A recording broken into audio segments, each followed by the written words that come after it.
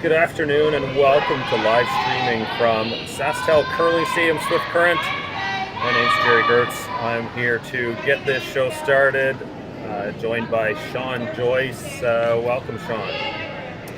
Hi, Jerry. Good afternoon, everybody, from wherever you're watching. Looking forward to a good matchup here this afternoon. Second game here for these teams already.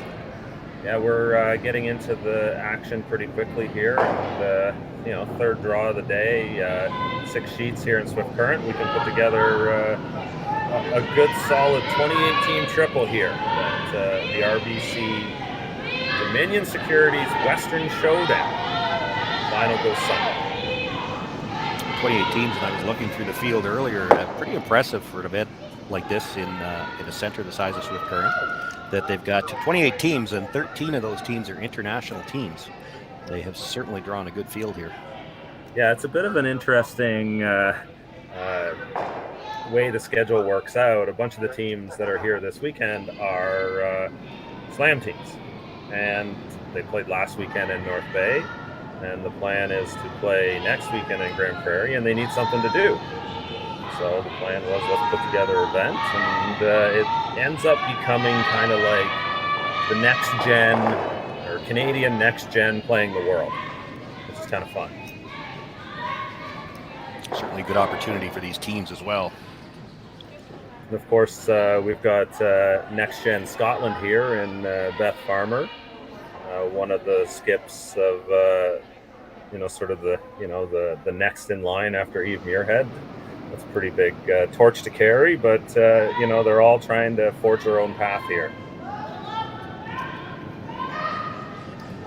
The event action here Thursday afternoon. The two teams all played earlier today. Unable to come up with the victories in their opening match, looking to bounce back here in the B.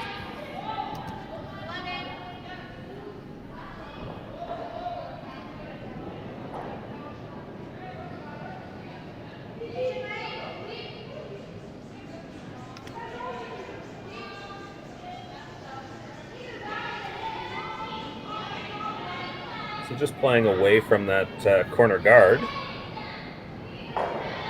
Yeah, you have to think when they're playing away from a corner guard like that with last rock, they're thinking blank end here in the first already. Yeah, it's interesting that it'll just hit it since it's so close to the rings. It's on the fourth stone. They couldn't hit it. Oh, yeah, that would do it. I'm also trying to switch another game here and do three other things. I've got 5 screens on myself trying to get all the player names. And this is the new age of curling broadcasting. You put all the screens up and we do this from home.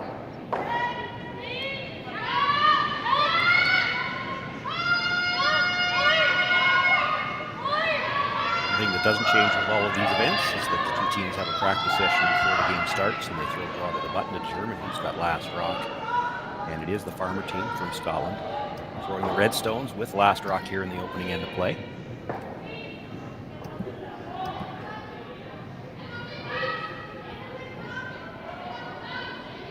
To make the hit on that one stone in the rings. They'd like to stay somewhere in the rings. Stays right there.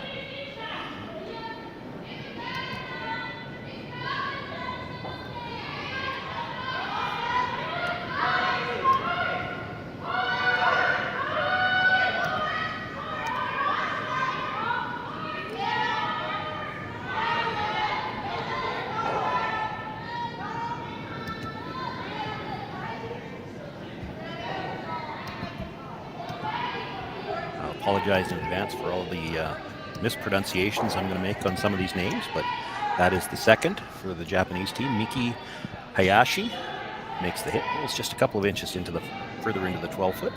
You got that there, Sean. That was perfect. I never know for sure until I meet them face to face and they tell me I had it wrong. Yeah, there's a few things with the language, but for the most part, a lot of it's phonetic. They, like Satsuki Fujisawa, the Satsuki is how you'd say her first name.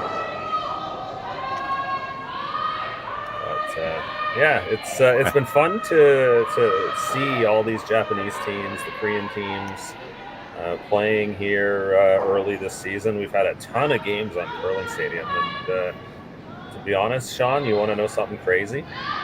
Japan is #1 on Curling Zone's YouTube traffic right now. You know, it sounds crazy. It sounds a little bit surprising, but in looking at the early season, and I haven't broadcast all of them, but in looking at the results of some of the bonspiels, there seems to be a lot of their teams over here right now. And Absolutely. I don't know whether that speaks to the fact that there's just nothing going on in the Asia-Pacific region right now, so that if they want to get competition, they have to be in Canada. It's about the growth of the tour in Japan in general. We're definitely getting a lot more events going in Japan, so you're getting more teams competing and seeing what's going on the tour. And because of that, we're getting more teams now coming to Canada to play as well. And clearly people in Japan want to watch. With the rollout, chance now to make a play on that guard. Wants to roll into the rings here. Probably wouldn't even mind if she rolls right out. She is thinking blank here, I have to believe. On to third stones now. This is Haley Duff. The Scottish names may be a little easier to pronounce.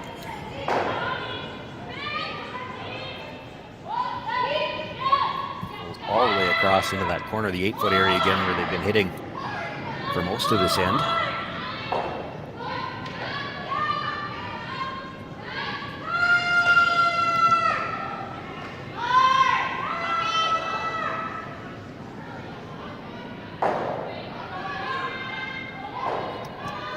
Saying the farmer team with hammer here, confirming that. Now we have a score bug. There we go.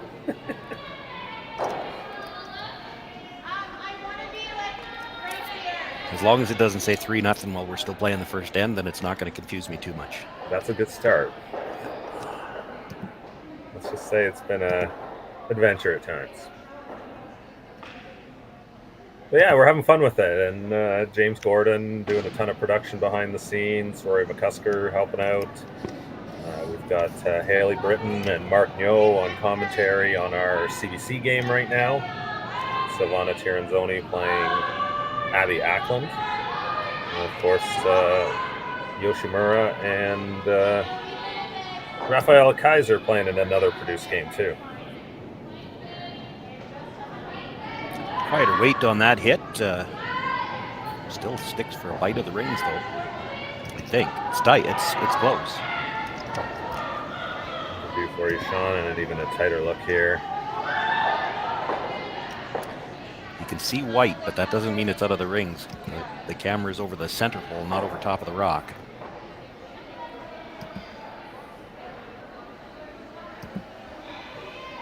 Too close to leave it there for sure.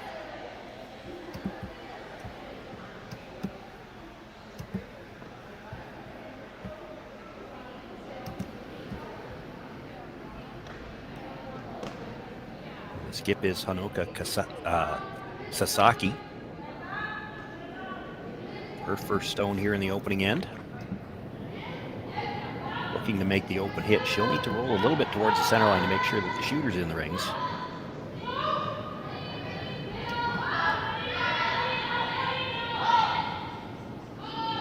A little bit of sweep at the end, try to get some extra curl. Gets just enough of a roll to be biting the 12-foot.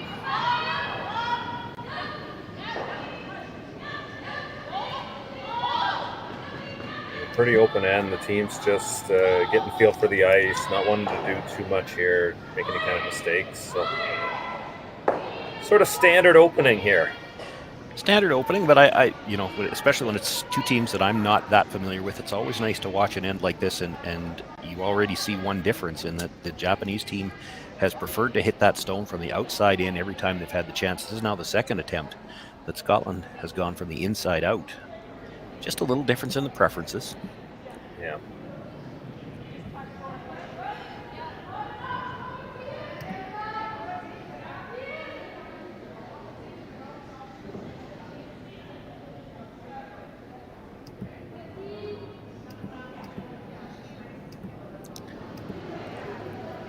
Beth Farmer looking to not only make this hit, she'd like to get her shooter into the ring somewhere, force Sasaki to make a play on it.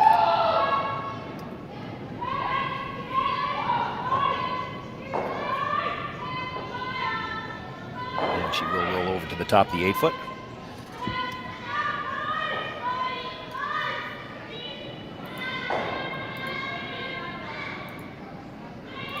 Farmer sitting one. Sasaki on her way to the hack. She's going to play the open hit, and she'll just try to stick in the ring somewhere.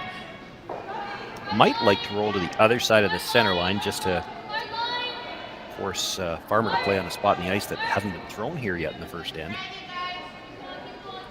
It's a little game of chicken there. You're trying to get to a place. You kind of don't care if you roll out here, to be honest, right? But if you can move the house around, take a shot at it.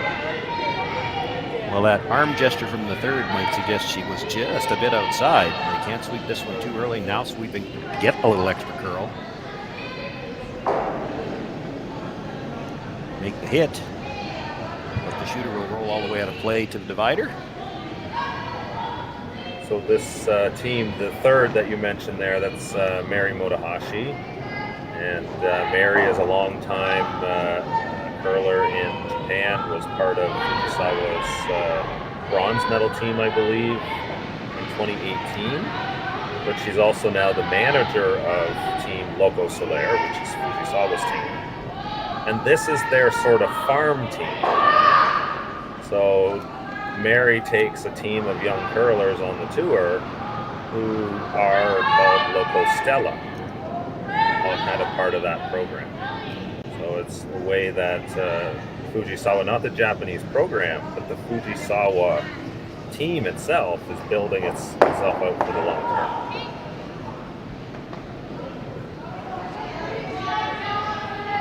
Well, after that open first end, the final stone thrown through for the blank. Got no score after one end. Beth Farmer continues to have last rock. We'll come back in a second.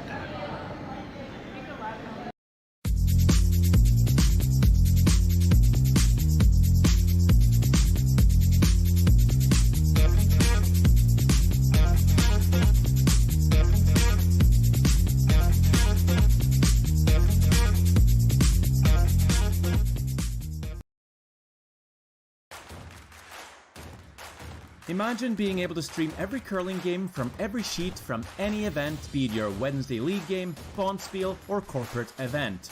Curling Stadium offers an all-inclusive streaming solution featuring high-quality cameras, ease of use, great reliability, and minimal installation. Offering your sponsors customizable ad space on your streamed curling games and being able to sell video packages to your corporate events for increased revenue. With Curling Stadium, you can stream to any device, be it your mobile phone, tablet, or computer. Push the feed to your desired platform, be it Facebook, YouTube, or any other social media. Curling Stadium is simply the way forward. Where it's commonplace in other sports to televise every game, we want to do the same. Curling is a global sport, and it's time it gets the coverage it needs. Make your curling club the next Curling Stadium. Hello everyone and welcome to the 2022 Western Showdown, the largest international women's curling event in Canada this season. We're so glad you've decided to join us to see some of the top female curlers in the world participate in this event. My name is Jim Grundy. I'm the branch director of RBC Dominion Securities here in Swift Current. Our branch is not only a huge fan and support of curling in our community, we're so proud to be supporting the Western Showdown for its inaugural year. RBC is committed to working with our community partners to promote and celebrate vibrancy in sport in the communities in which we live. Thank you to everyone from the Western Showdown team for putting together this amazing event. On behalf of RBC, enjoy the tournament.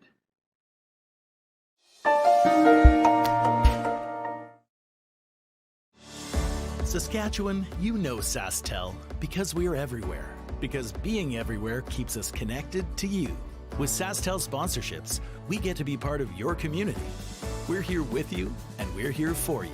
It's easy to get started. All you need to do is apply. Sasktel cares. Always has, always will. To apply for sponsorship, visit sasktel.com/sponsorships.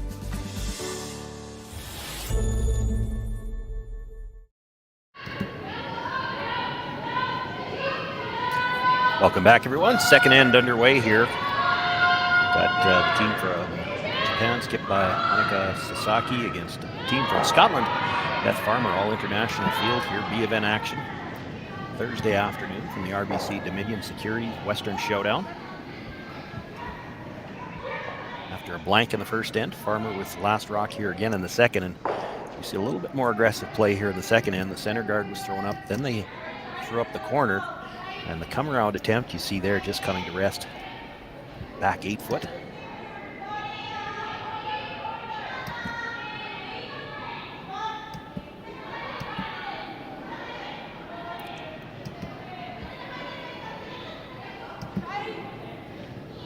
First thought was to come around the center guard. With that rock being so far back, you could ignore that situation in the middle altogether and try to use your corner. They discussed that too. Looks like they're going back to the center. Critical here to be in front of the center line, or pardon me, in front of the tee line.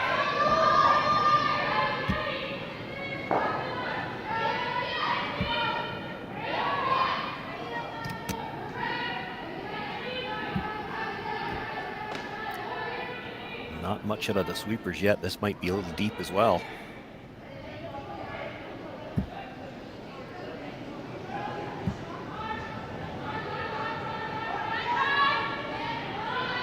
No, it comes to rest top 4 foot. Maybe a piece sticking out though.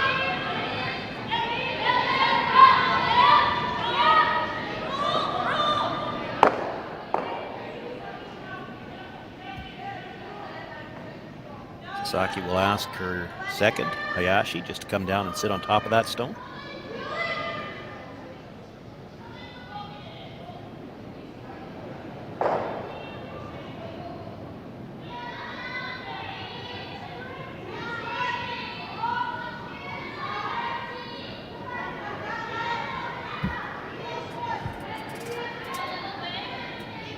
And again, nothing out of the sweepers early. This looks a little strong.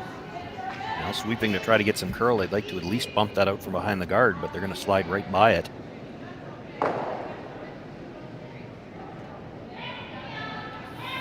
And all the way through the back.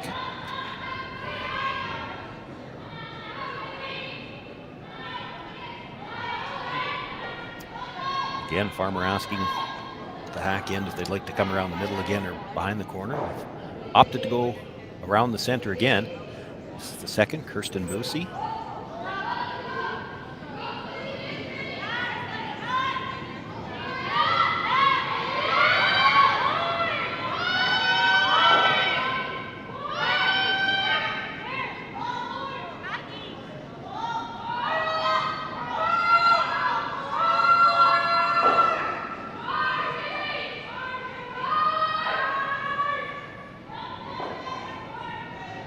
Comes down, nudges her own stone up just a little bit. It is Farmer sitting 2. But that second shot stone one was just delivered, almost fully exposed. Don't know if you can see quite enough to make the double.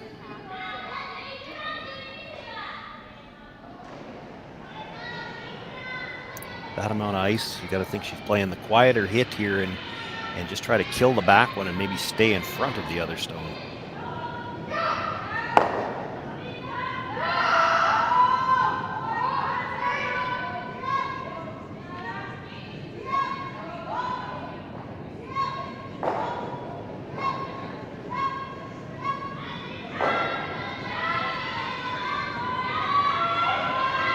Indication from the brushes that the weight might be a little bit down, but this is still not curling.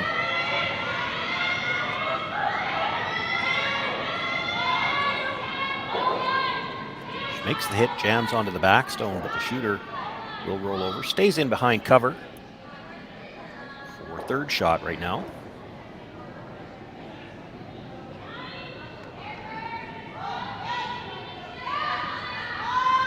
Shot stone, as you see, continues to belong to Farmer. It's half buried. And she'd like to use that corner guard now. Of course, that shooter just rolled behind the tee line. She could get one around the corner guard now. She'll be protected from the front and the back.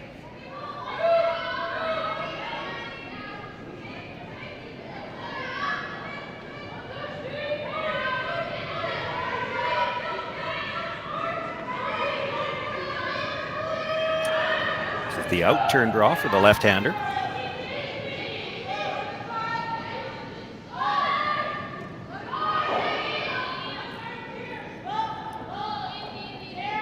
This one's got a lot of room by the guard too.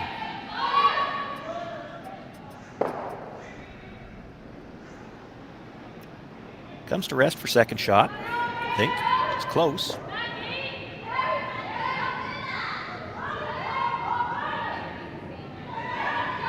Shooter's fully open. She's got most of this stone available. Again, looking for the freeze down to it.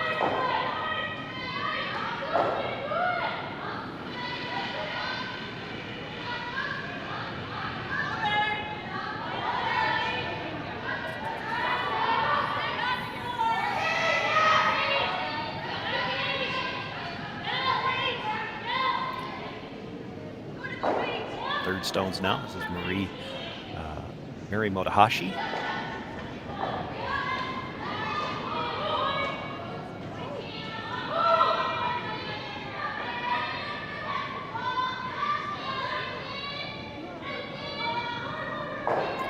Pressure's picking this one up at the halfway point.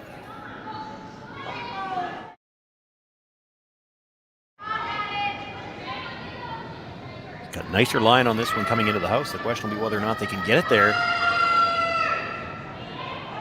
And it's going to come up just a little bit short.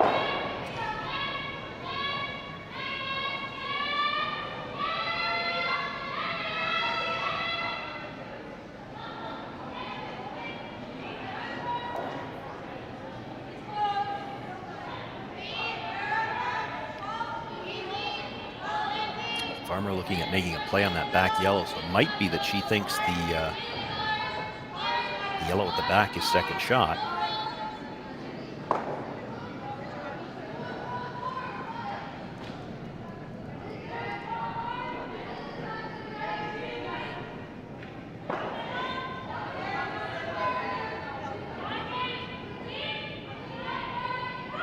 She indicated a couple of different things here. I'm not sure whether they're looking at the draw in front of the tee line or come to the back when they try to move it. The danger in being in front of the tee line right now is you'd leave the angle slash on the stone that was just thrown.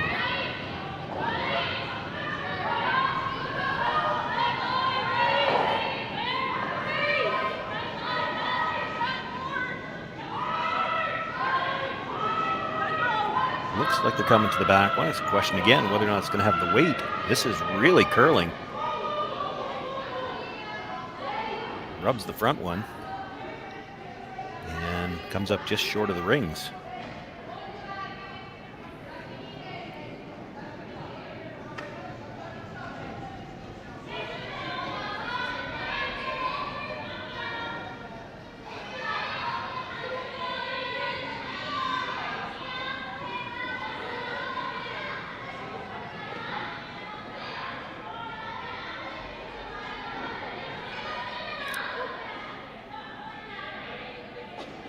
Okay, I'm going to take that little point to think that Sasaki thinks they're sitting second shot at the back. Of course, with that red stone that just came up short, there's no way to get to it right now.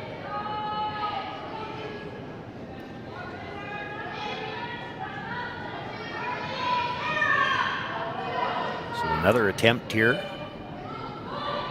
for Motohashi to try to maybe sit one on the corner of that red stone.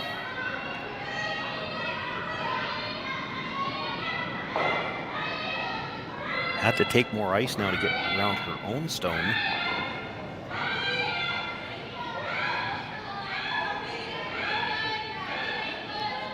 Big curl on that one. It just rubs the stone at the top of the 12-foot.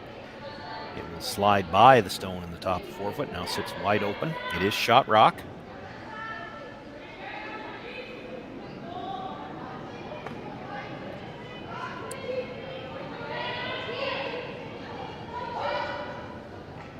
To play the hit and roll to the outside. And if you throw it quiet, you might be able to hit about half a stone, maybe a little thick part of a half, clip the one at the back, and still hold your shooter. Might be able to sit 3 with this.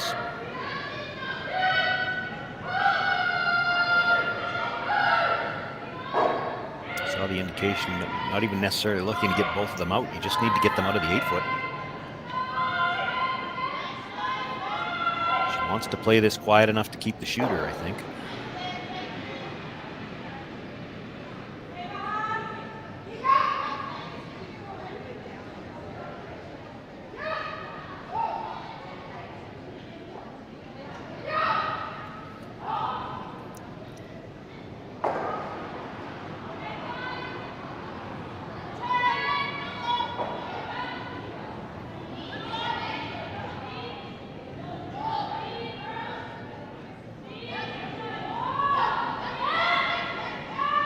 back and forth whether they want it to curl or not. This has got to be close. This might overcurl a bit at the end. Wow. Big movement there from the hog line in. She ends up on the nose. Does sit 2.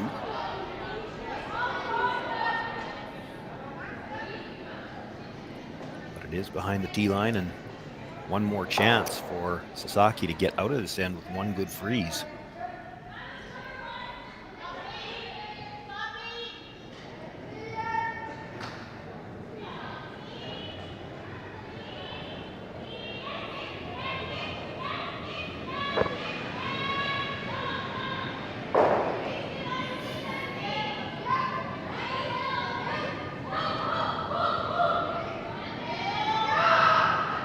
Last draw curled in here from the hog line in, you have to think there might be a chance to get to the inside of the nose of that stone, just enough to get shot rock. Even if she stays just a hair on the outside frozen to it, it's going to be very difficult for Farmer to score more than one.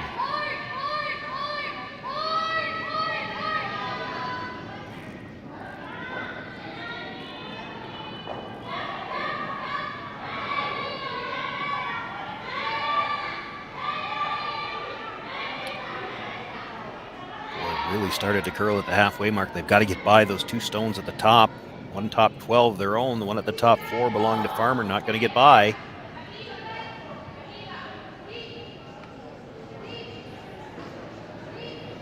Just rubs off her own yellow stone, sits right there. Still, that yellow stone's in a usable spot. It's a bit of a problem for Beth Farmer. She can't really make a play on it.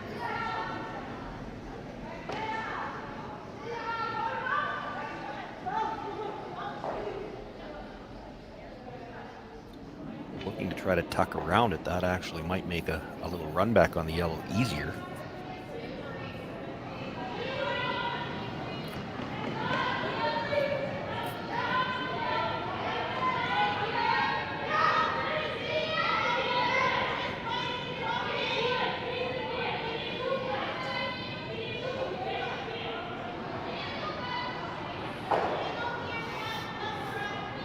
Saw the indication of the shot to come off the red. I don't know if that's something they're playing themselves or something that they're worried that the Japanese might play.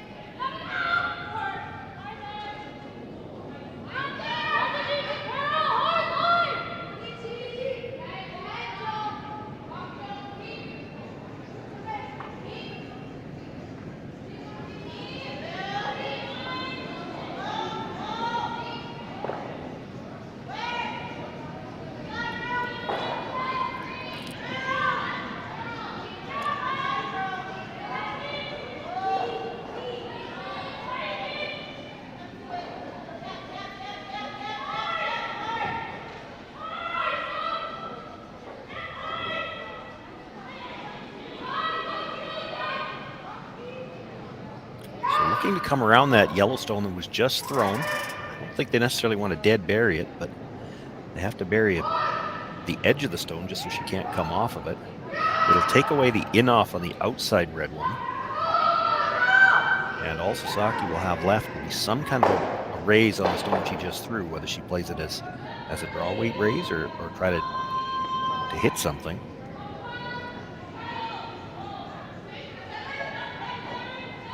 Brushers picked this one up right away.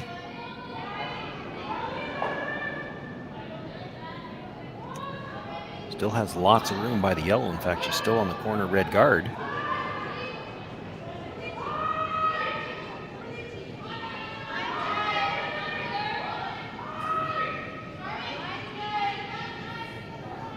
Well, comes into the house for her third shot. Might have left enough room on the inside of it to get a hit and roll in, but would be tough to get any better than second shot of it. In fact, I don't think she's got a lot of air. It would be tough to get even second. Looking at the raise.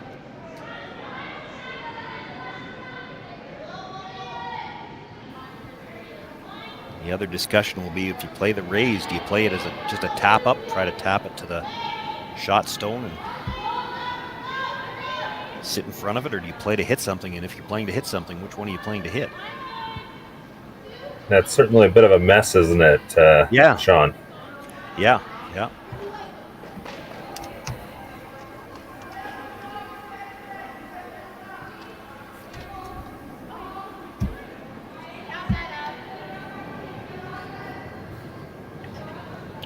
I think all the discussion here looks like they're going to play the tap. I think the discussion is about how much weight do we want to throw at it. You certainly have more room to play with it if you're just playing a quiet tap, not really trying to kill any reds. It's more the shot to give up a steal of 1 rather than score. Yeah. Well, if you ever tap it back absolutely perfect with the draw weight tap, you could still steal too. The problem with throwing it as a hit is if you try to throw it as a hit through that port and you ever rub one of those 2 red guards, the 2 second and third stone, the ray stone goes through the back and you're giving up 2 or 3. And it's an open shot for it too. Yeah. You make a reasonably good tap here, you might only give up 2, maybe 3. And 3 would be amazing right now, I think, if you're Sasaki. You know, they've played this draw so many times this end, and they only missed the line an inch or so here or there. A couple of it were wide, a couple of it over curled. If she's close on the line here, it's not impossible she could steal this end yet. They know the path. They just haven't hit the sweep at the right time on a couple of the last 2 or 3.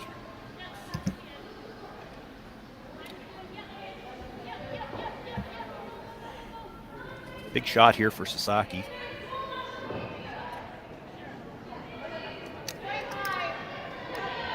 Her final stone of the second end without last rock, facing 3 already. Pressure's indicating it might be a little bit strong. Line's getting close. Needs to curl a little bit more. Gets the tap, puts it onto the second shot stone, and will tap it far enough that I believe she's sitting second now. Looks like it. Now that stone is fully exposed.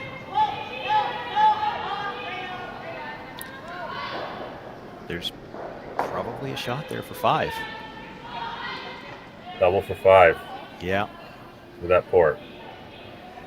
Yeah, and if you're going to make a play on the yellow, you got to put it through the port anyway. I mean, it's possible you could put it through the port and miss the back one, but that would be some bad luck to put it through the port and still miss the back yellow. Yeah, but even then, you know, you're likely to score 2 for sure.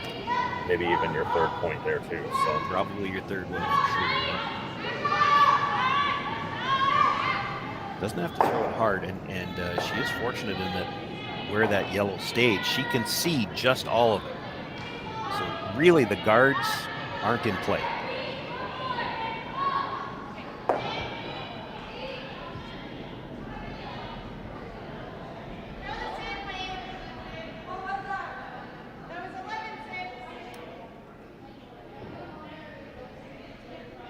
The only thing you don't want to do here is over curl.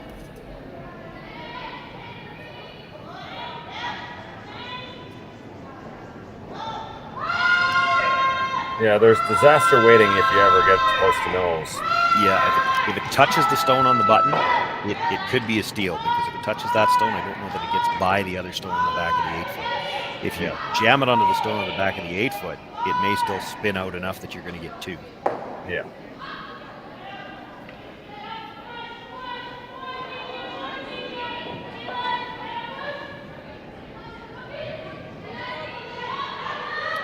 Big opportunity, though, certainly for the Farmer team. Coming off a loss earlier today, you'd like to have a strong start in your second game. Well, 3, 4, 5 points in the second end would count as a strong start. I was watching Farmer play this morning in their opening game, and they played pretty well until they gave up a steal of 2 in the midway point. They missed a couple last shots, but they had some chances, and I think Stephanie Thompson got away with one a little bit there. On the brush early, this one's still backing away from the line, now sweeping for curl. That one tracked all the way down, and she stuffs it right onto the stone at the back of the 8-foot. So it will be just the single point for Beth Farmer. Honoka Sasaki escapes there a little bit. She'll be trailing by 1 with last rock when we come back for the third.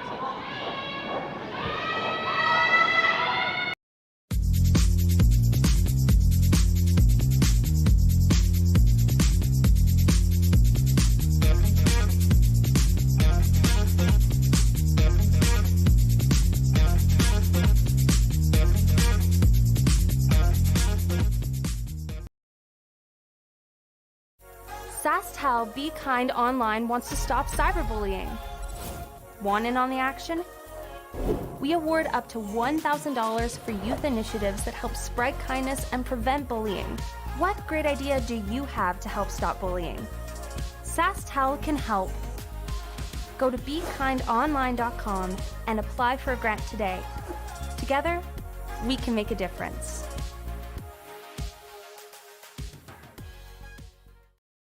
We just got our shipment of logos here in for our next event, which is going to be the mixed doubles. As you can see, there's a few of them. There's roughly 20 logos per sheet to be put in for the mixed doubles, along with a couple extra little dots. But all our logos come from Jet Ice. They are the best logos to put in. We use them around the world, and they're very easy to install. As you can tell, this is the Center Ice logo that's going to be going in for the world. This is about a 4-footer by 10. It's going to look like $1 million. Their colors on their logos are always nice and vibrant. And like I said before, very easy to put in.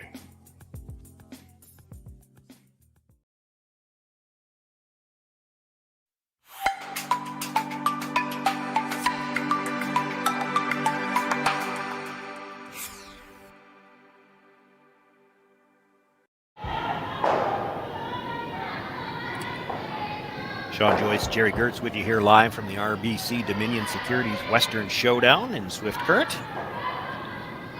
The event action here on Thursday afternoon.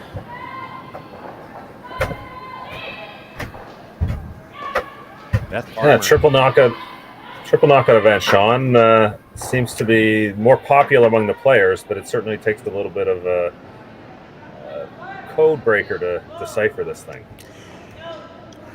Yeah, I've been on both sides of it. Yeah, certainly as a player, you preferred the triple knockout. The nice thing about the triple, of course, you know, if you're still playing, you're still alive. Whereas sometimes by the ends of those round-robin pools, you're still playing, but you're mathematically eliminated. Yeah, you're just sort of going through the motions, and I think sometimes we see early in the year those round-robin pool tournaments seem to work a little bit better. Teams want to get some games in and get some experience, but as the season goes on, this is the preferred format. And as you say, if you're on the ice playing, you still got a chip in a chair.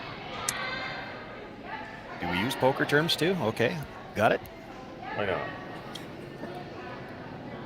Center guard was thrown up to start the end. The corner, you saw just as we were coming back from the break, and the come around from Beth Farmer stopping in the top 12.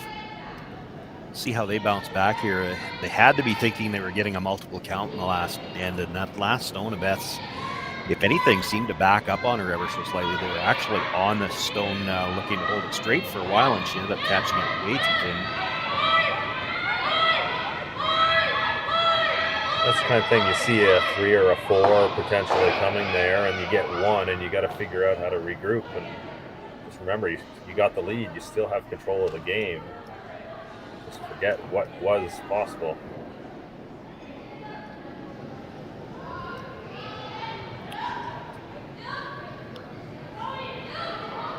Well, they say it's a game of inches. Sometimes it's a game of a fraction of an inch. Their come around attempt just rubs the shooter, stays out in the open, a chance to hit and roll back behind that center guard.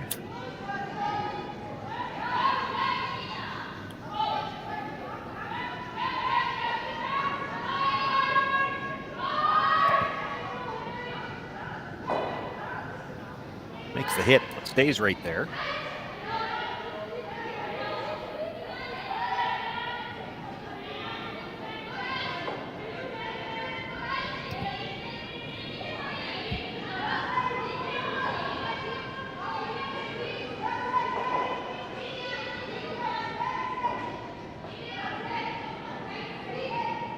I can only guess from the gestures, but I think some of that discussion was just to make sure that from the hack end, it looks like they've got enough room to roll behind the corner, and they do, so that's going to be the call.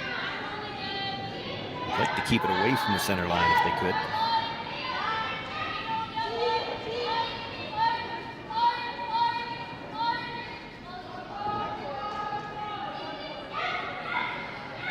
This is going to be close. Makes the hit. Does roll in behind the corner. Just enough weight to pass it through the back.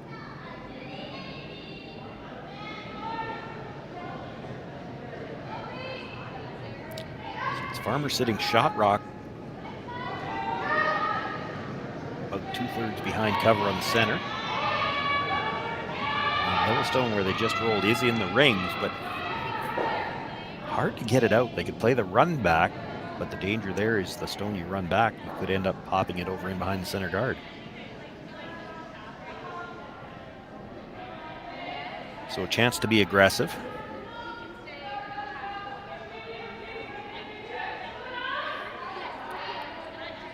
Farmer wanting to play the come around from, this would be the in-turn for the left-hander. There was some discussion that it looks more natural from the hack end to play this from the other turn. The problem is if you leave it half open from the other turn, you leave Japanese a chance to hit and roll another one in behind the corner. If you're half open on this side, she's got no cover.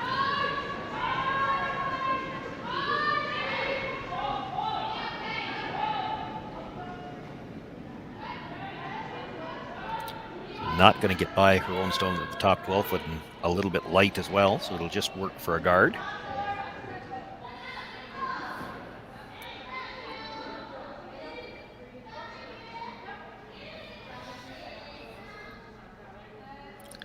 Sasaki just looking at how thin do they have to hit this to maybe catch the back end of the second guard, get them both moving. She won't care if the second one goes out. If she can move it about 2 feet farther off the center line or another corner guard, that would be great. And that might bring the center line stone straight back and put that stone over the top 12 as well. She's greedy. She'd like to get everything with this one.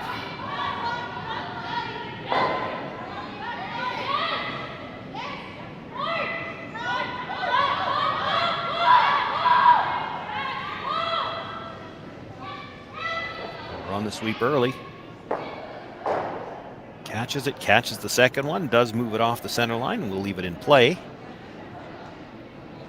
The stone that was on center spins through the house without making contact with the one at the front. Farmer sitting 1, 2 corner guards, the one red one very wide, but still possibly usable.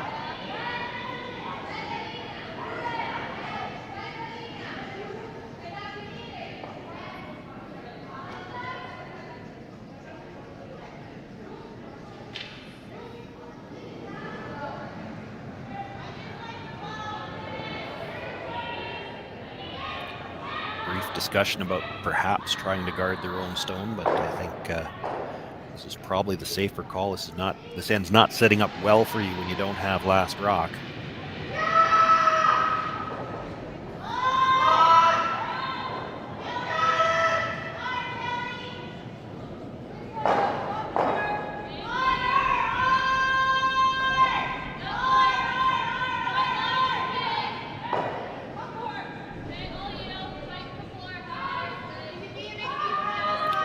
Third stones here. Haley Duff looking for the run back. Makes contact with the stone on the 12 foot, but not enough to get both yellow stones out. Does leave it open in the back of the 8.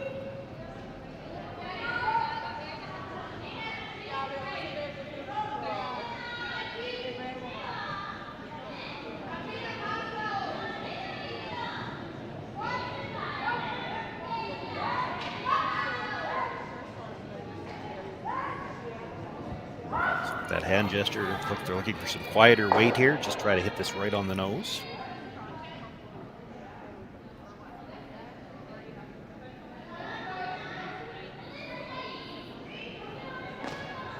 Heel of the hand off the hip is usually the universal sign for bumper weight.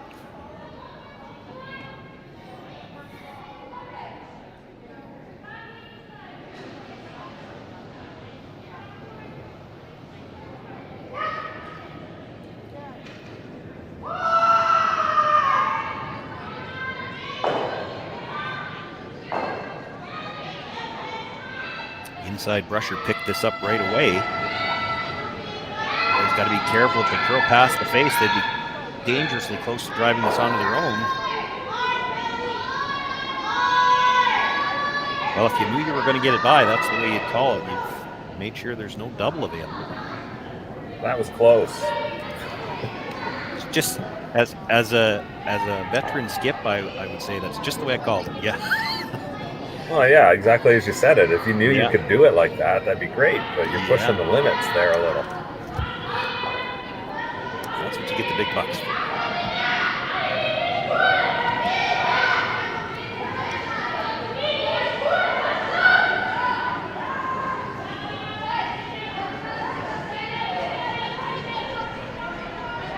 Haley Duff going to make the attempt on the stone. And again, it's that difference that I noted in the first end is that when they've got a choice, the Sasaki team likes to play these outside in. And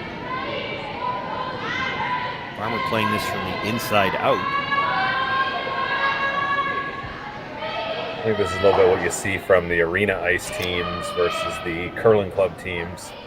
And Farmer will be training for arena ice in a lot of their prep, I think. Is that fair? It's fair to say. The problem that I see with it in a situation like this in a facility that you're not that familiar with is you don't get as many rocks to read off of when the two teams aren't throwing the same shot.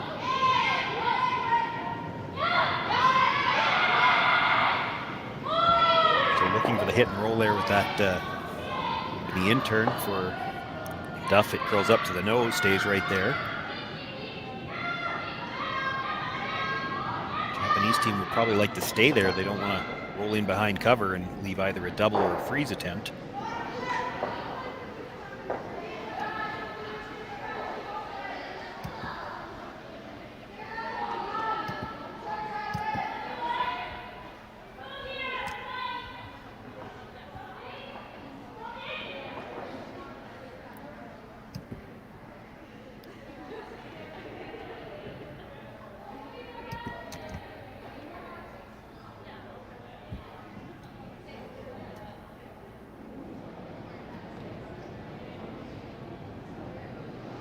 Beth Farmer with her stone here in the third end. She could make a pass at the double if she wanted to. She'd probably have to lose the shooter, though. She's going to try one more chance to get the hit and roll in behind that Yellowstone top 12 foot. It is a shorter roll now.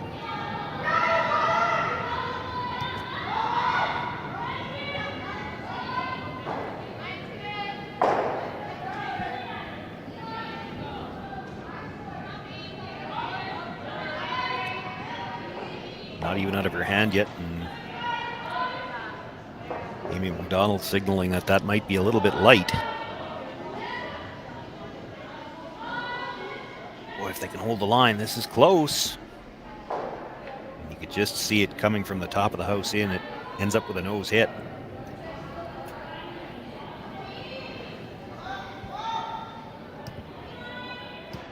Sasaki now will look to hit and roll back towards the corner. Get those two Yellowstones spread out. Make the roll behind very difficult.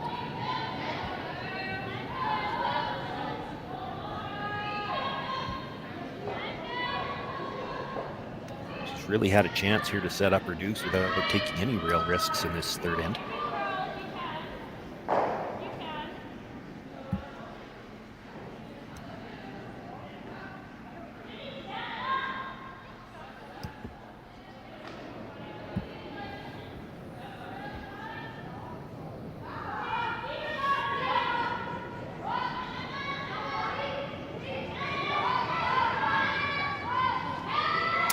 Yeah, and they pick up the brush right out of her hand here. This is definitely getting to the inside. They're going to have to go just to hold the shooter, just to make contact, perhaps. You have to think she was a little narrow on that one. They jumped it right out of her hand, and it slides through without making contact with either of those two stones. And suddenly a chance for Beth Farmer, if she can make the hit and roll on top of her own. Possibly a chance here to steal. A little bit of a struggle there on that release, and end to end couldn't hold it.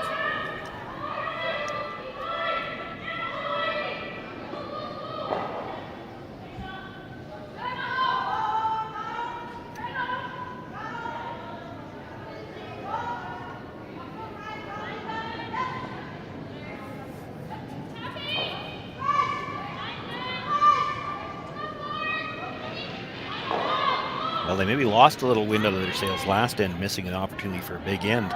you could get it right back here with a little hit and roll and perhaps set up a steal in the second, or pardon me, in the third.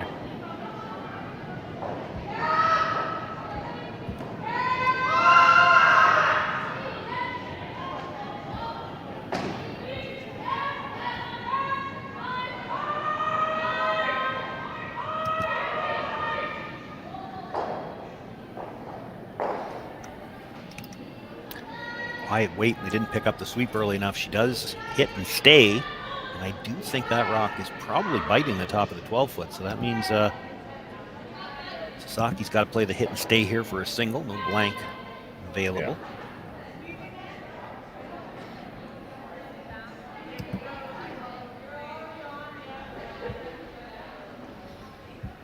I wonder if the issue there wasn't Farmer Stone from last end, which didn't curl, and she does have that little bit of a pop on her out turn release, and I think they were just afraid to sweep it early. Sasaki just needing to correct what she did on her first stone, makes the hit, flops over to the top of the button. She'll pick up her single point. We're all tied up after 3 ends of play. Beth Farmer will have last rock in the fourth.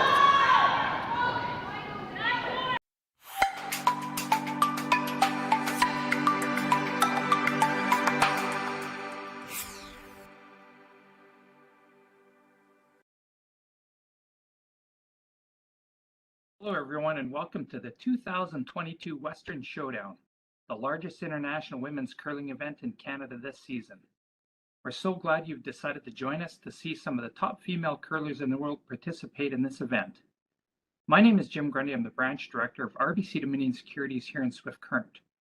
Our branch is not only a huge fan and supporter of curling in our community, we're so proud to be supporting the Western Showdown for its inaugural year. RBC is committed to working with our community partners to promote and celebrate vibrancy in sport in the communities in which we live. Thank you to everyone from the Western Showdown team for putting together this amazing event. On behalf of RBC, enjoy the tournament.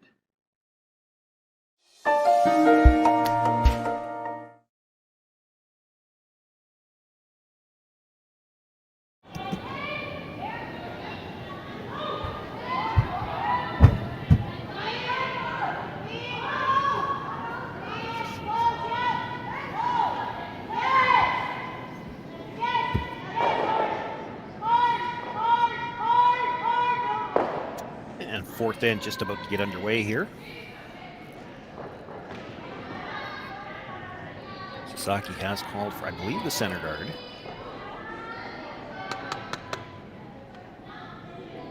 The lead is Ayuna Aoki.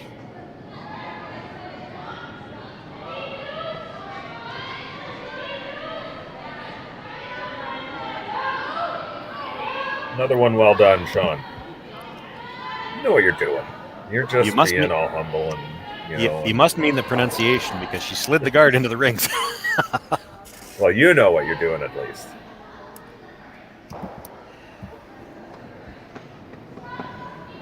Amy McDonald still being asked for the corner guard. They could hit that stone. And there's a good look at it from the overhead. The back end of that stone didn't get into the ring, so you nose hit that. You're still in the free guard zone. We would see a lot of teams play that. However, in the even ends, it's never a bad idea to throw up that corner guard and be a little bit more aggressive with last rock.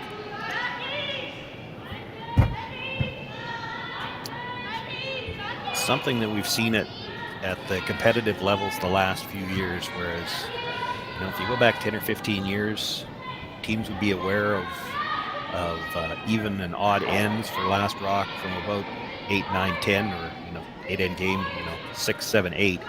Now you see them thinking about it from the first end. You'd like to have that last rock in the even ends if you've got a chance, and try to use it. Yeah, there's a little bit of feel to that. I think the numbers, in my opinion, the numbers don't totally roll out the same way, because at the end of the day, the other team is trying to do the same to you. Yes. They can also blank too. My philosophy on the even versus odd ends is anytime you're ahead, blank away. And anytime you are behind, you should be using every opportunity to try and score your twos. So now, if Jerry, you're I know one with hammer, blanking is a bad idea, period. Jerry, I know you're a big stats guy. Have you ever taken the time to put the stats together and how many points are scored in a game in the odd ends versus the even? Because of the way that these teams play them now, I think you see more blank ends in the odds. Oh, we for certainly do. And we actually run one of our little stat tracking things where we can look at end by end scoring. And we do that to specifically see how much a team will blank. Will they blank down one? Will they blank tied? Will they blank up one? And when a team plays predictably, it's awesome to game plan against that. So if teams are always trying to blank the odds and score in the evens, then your counterattack becomes something that can be planned out a lot easier too. Nice I don't love that here. theory.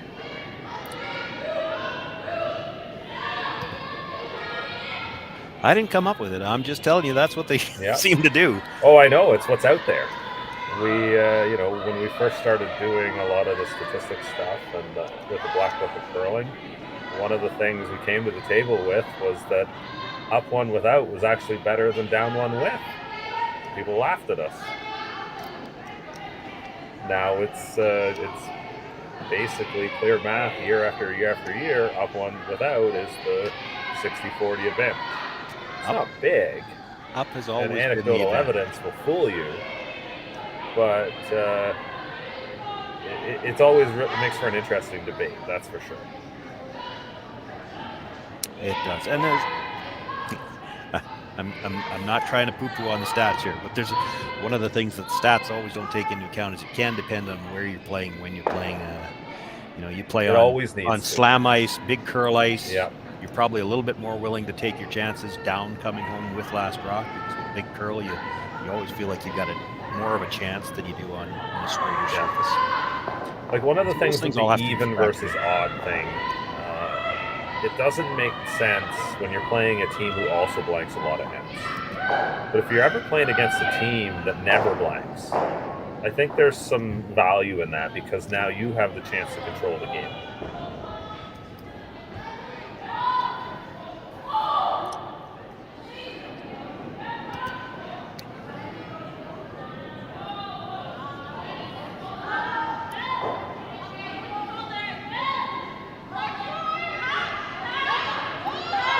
Hit and roll behind the corner guard. It's going to roll past the guard, but does stay for second shot. Yeah, that's really the key here. Sitting 2 now, Team Farmer. In some ways, this is reminiscent of the second end, the way it's starting so far. The Japanese playing a lot of freezes, already a little heavy on one attempt and gave up an opportunity. And there you see the little rollover sticking around, and it's kind of how things got away from them in the second end. They had a lot of reds left hanging around when they just couldn't quite make one of these freezes. I think she's got enough of it here. She's going to make a play to remove this stone.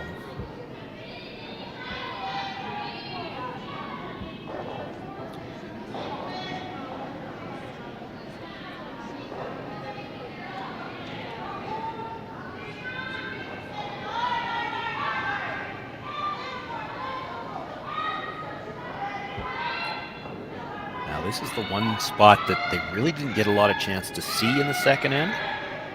It looks like this one's taken off. But there was one, it was one that the Scottish team played, trying to get to the stone at the back of the 8-foot and really curled hard on them. And same thing there. So there might be a little bit more curl on that side of the sheet towards the middle. I can't just say in-turn and out-turn. Well, we got a left-hander settling into the hacks. I believe the plan was to touch up the rocks this week. Ice maker Jason Broughton here at the Swift Current Curling Club. I believe I got that name right. But he's put on some amazing ice, and last weekend with the S3 group event, and now here with the major event, the major women's event.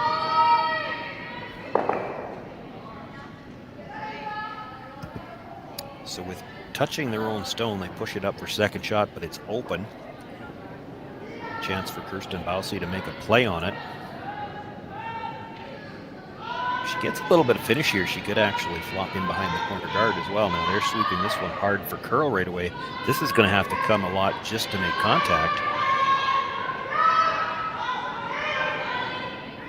She's going to touch it. not enough to get it out. So it is definitely the yellow stone that was just moved over, sitting second shot. I believe third belongs to Farmer.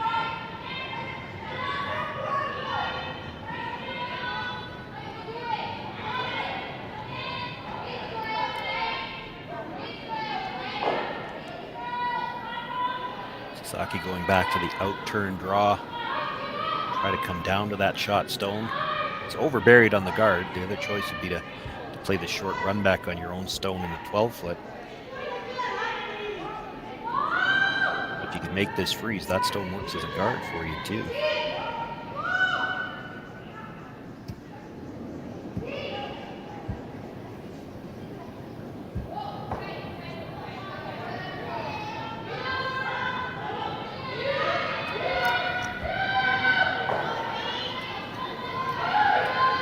Brushed down early, the indication now this has got a lot of room.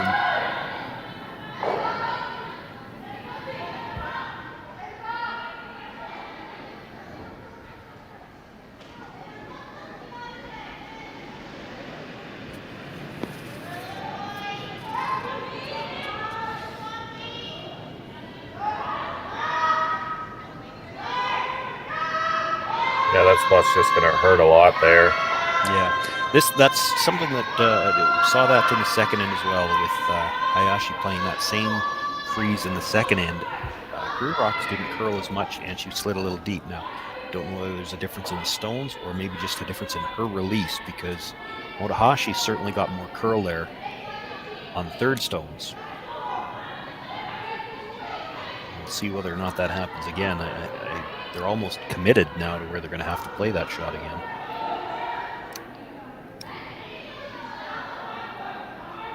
Haley Duff, a lot of room here as well.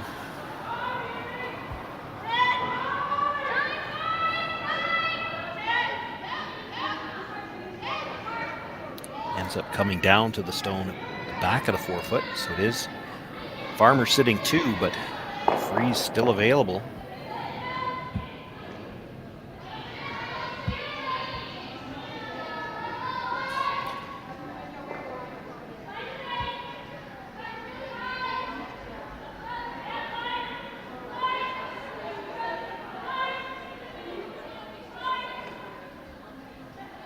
Losing track of the rocks. It was Motohashi who was already throwing on the last one. This is her second stone, another attempt.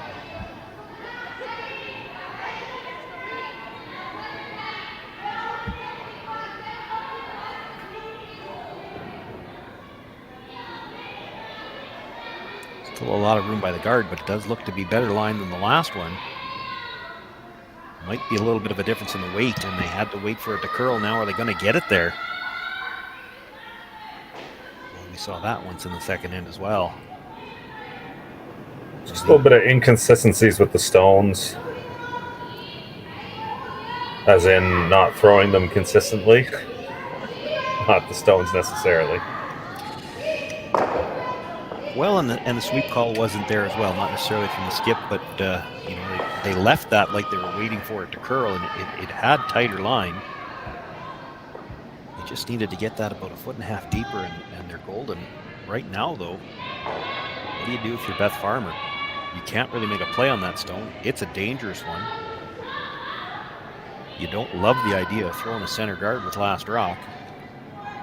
Yeah, there's angles on both sides there. Yeah.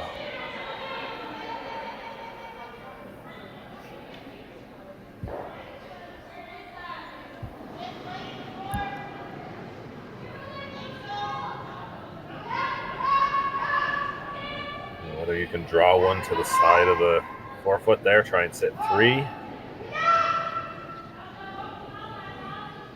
The shot they're probably playing right now is the nose tap, the one on the center line. Sasaki, yes. Yes. And I don't know that you can get to the side of that 4-foot. The out turn, that corner guard time, is in a tough the spot. corner guard's in the way. Like, my concern is if you throw this guard, they're going to tap the other stone in. Oh, believe and me. you're going to have to try and figure out how to get one into the rings with your guard in the way. Viewers in Saskatchewan that are used to seeing me, hearing me once in a while at provincials, have heard Sean's rule before is you never throw a center guard with last rock. It almost always comes back to bite you.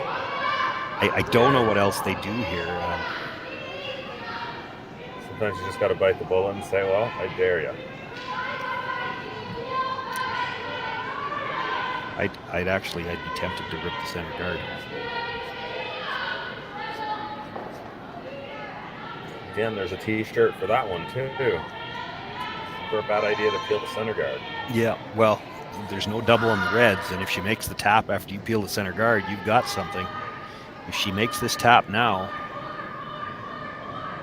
you might be trying to hold her to a steal of 1. And if she ever threw weight at this, she could lie 4. She could. She'd probably she'd roll out of the 4-foot. Yeah. The draw would be remaining to the full 4 to score.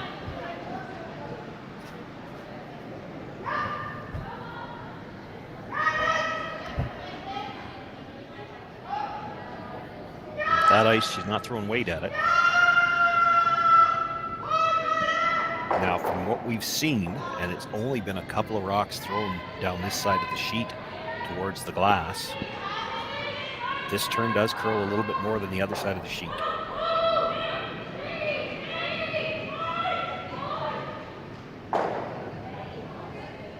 Just trying to promote this up, move the red one back, try and roll that stone towards the center line and lie shot there. Worst case, this is a very good way to get the force here too.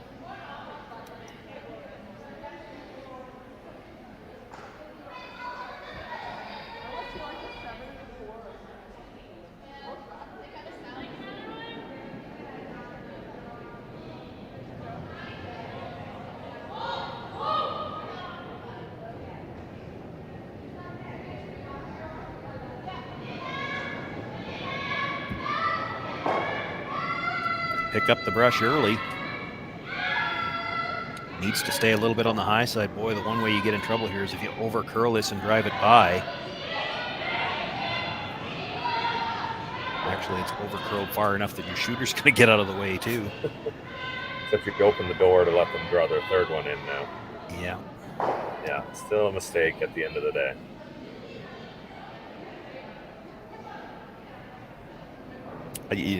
And I'm not sure, of course, we don't have mics on the players. Even if we did, I'm pretty sure I wouldn't be able to tell you what they were saying in this case, but if she was trying to throw enough weight to kill that red stone, I don't think she had it. So I don't know if she was just a little light there.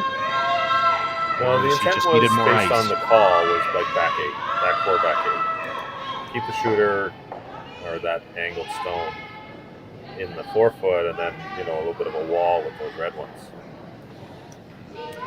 And even then, that seemed to be more weight than that, though.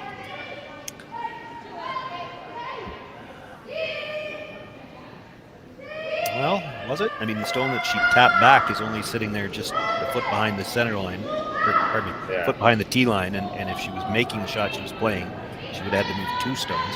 She would have hit the first one a little thicker, but she'd have had to move 2 of them. The weight was probably close if that's what she was looking for. Just not nearly enough ice. And again, the curl spot that you were talking about. Yeah, well, and it's only like that's the only third shot that I can think of down that side. This being the 4th, and it's possible. It's sometimes easier when you're watching it on a screen like this to notice the curl on a spot like that. But the teams might not have figured out yet. There hasn't been a lot of chances to play down here, and here's another one that they're going to have trouble getting this by the yellow at the top of the 4-foot. Not going to. She might be better off to rub the top one now. A little bit light as well. Does offer some protection for that stone in the corner of the button.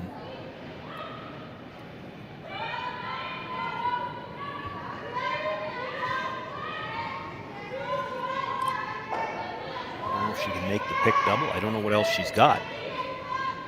Well, you get one of them if you do that. Yeah. Well, and I don't think your second shot if you freeze. So there's no point playing the freeze. A little bit of risk on the top if you ever rub that red guard. But I think your yellow in the back is still pretty safe. Yeah.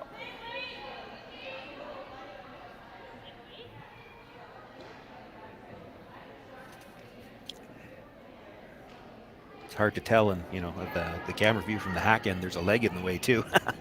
Hard to tell if she can see enough of that. You might be able to see enough of that red to actually double the reds.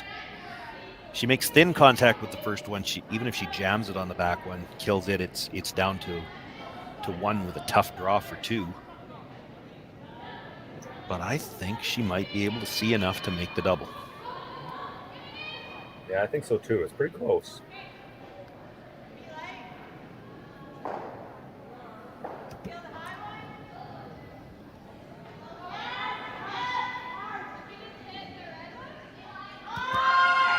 There's finally a look at it. She can see probably just a little bit on the thick side of a half. To me, that looks like that's enough.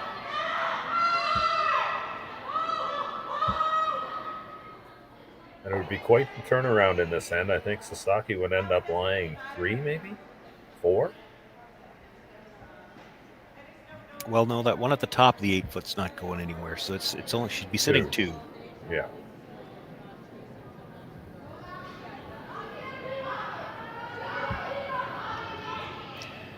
But sitting 2, and the only chance to get a point would be to play that wide in-turn draw that we've just seen curl like crazy. Now that could be the same problem that she has here with this attempt. Is this going to curl with the extra weight?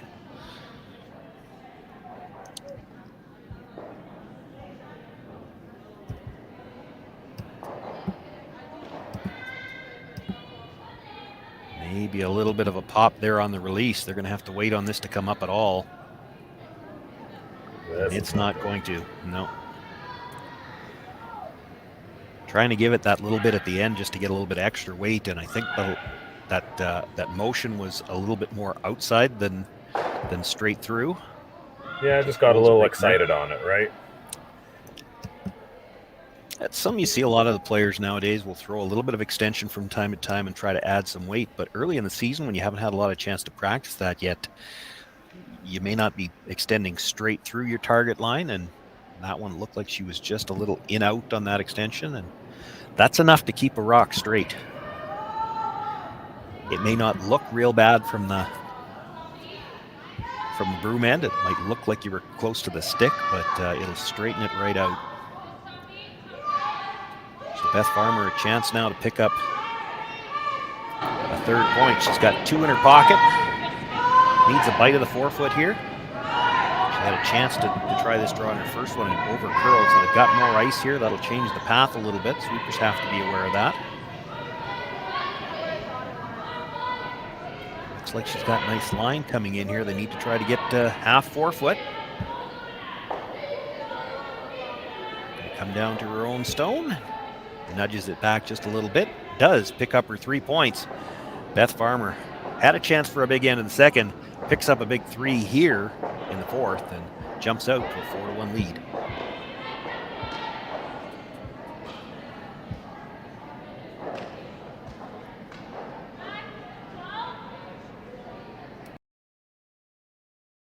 Hello, everyone, and welcome to the 2022 Western Showdown, the largest international women's curling event in Canada this season. We're so glad you've decided to join us to see some of the top female curlers in the world participate in this event. My name is Jim Grundy. I'm the branch director of RBC Dominion Securities here in Swift Current. Our branch is not only a huge fan and supporter of curling in our community, we're so proud to be supporting the Western Showdown for its inaugural year. RBC is committed to working with our community partners to promote and celebrate vibrancy in sport in the communities in which we live. Thank you to everyone from the Western Showdown team for putting together this amazing event. On behalf of RBC, enjoy the tournament.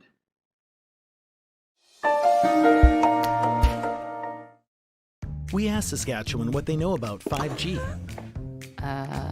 More speed, more innovation. It's gonna make our lives a whole heck of a lot easier. This is what 5G looks like. Better, faster. Sounds like one more G. Sounds pretty good. I don't know what it means. All you really need to know is the future of 5G is here and will continue improving through investments in network technology.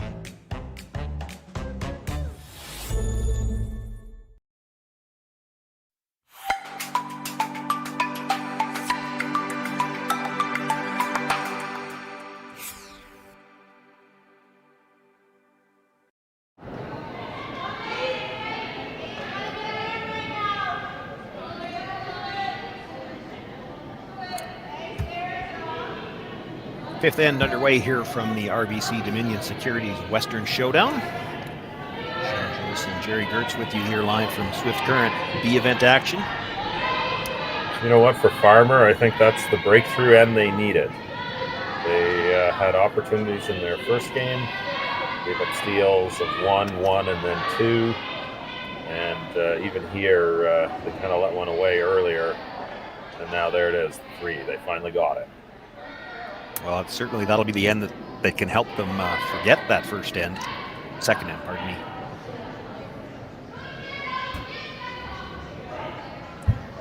First stone here in the fifth end brought into the top 12-foot. Corner guard, see just thrown. And now Beth asking for the tight center guard here. She probably won't mind even with a 3-point lead if she comes right into the rings on this as well.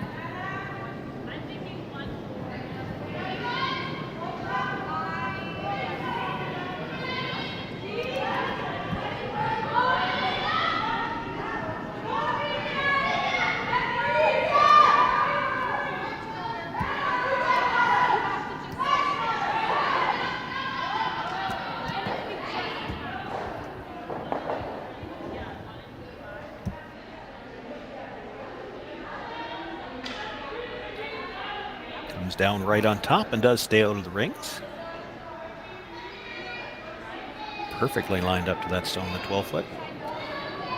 Sasaki will ignore that situation in the middle for now and look to come around the corner guard.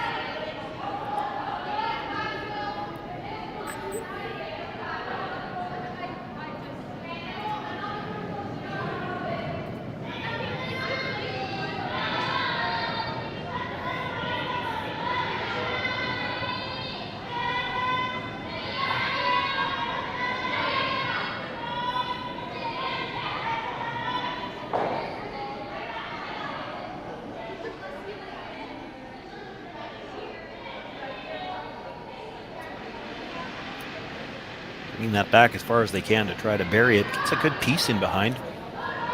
3/4 or better. Does slide just behind the tee line. B event action, as we mentioned here earlier. Winner of this game move on in the B event. Play at noon tomorrow. Loser drops down to the last chance C event. 8 qualifiers here of the 2018 field to play in the championship event.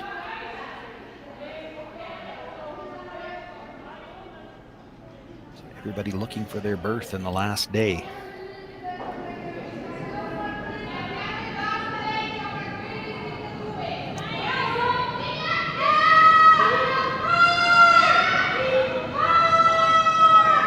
Kristen Bowsey, left-hander with her U-turn, looking to follow that stone down, sit on the corner of it.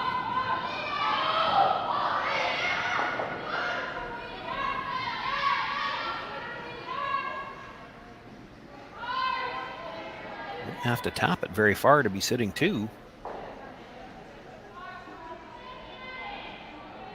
Taps it just far enough.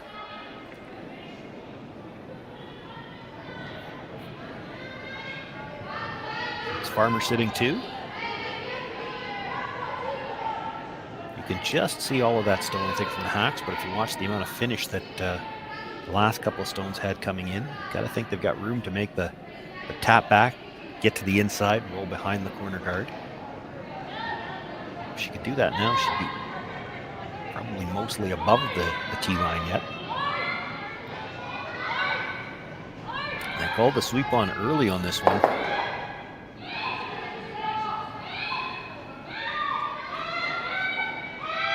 Gonna have to go to get by the guard. And boy, if they could have a point for every feather tick they've had, they'd be doing really good. Just rubs the guard, slides through the back.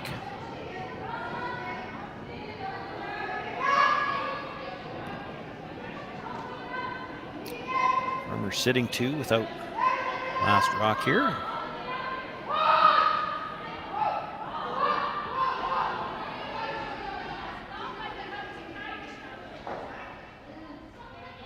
Going to make a play on the corner guard.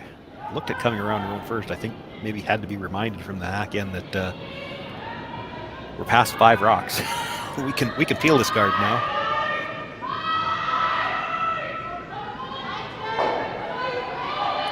Makes the hit, but it's going to be a little bit thick.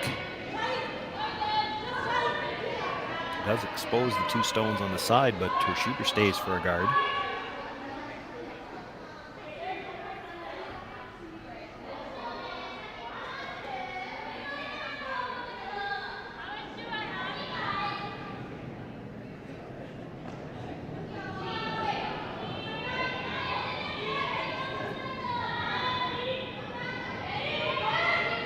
Sasaki's first thought was the freeze. I don't think they like it from the hack end.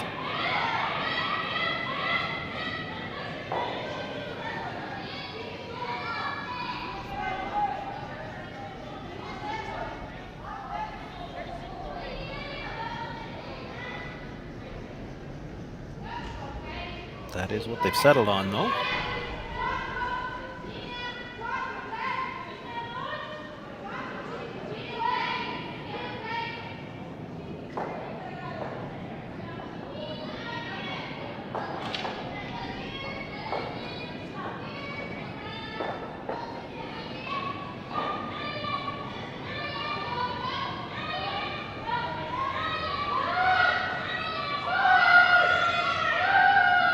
Big curl here. They want to stay close to the nose. This might curl just a hair past. Nope, she stays on the nose, taps it back a couple of feet. There's a good look from the hack in. That's pretty well lined up. Beth Farmer, if she's going to make a play to get that by her own stone, she's going to have to lose the shooter.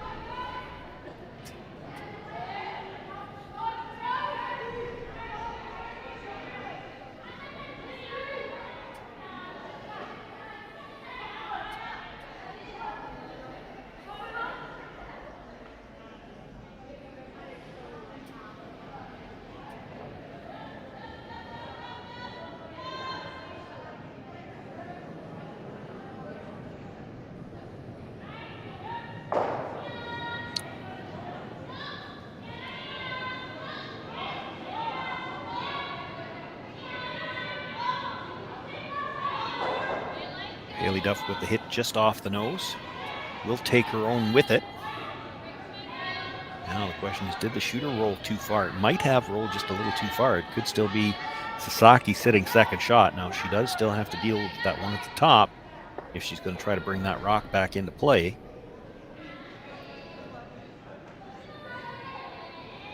Doesn't have to do it yet.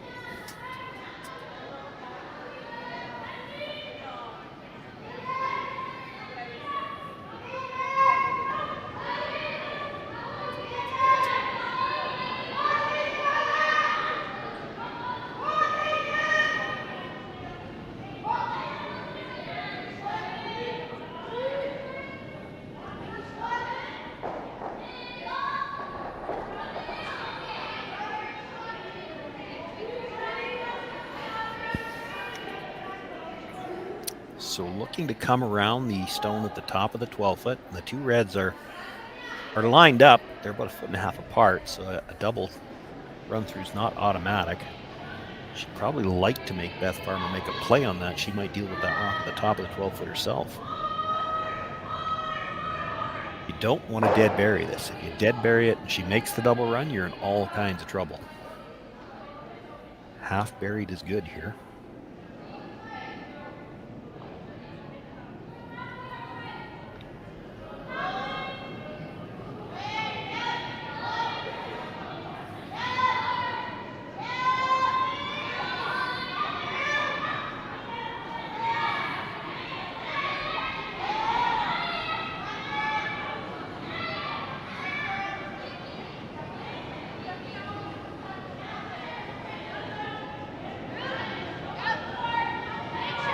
had to go a little bit just to make sure it was by. Now it's going to be deep. And comes to rest fullback 4 just behind the button.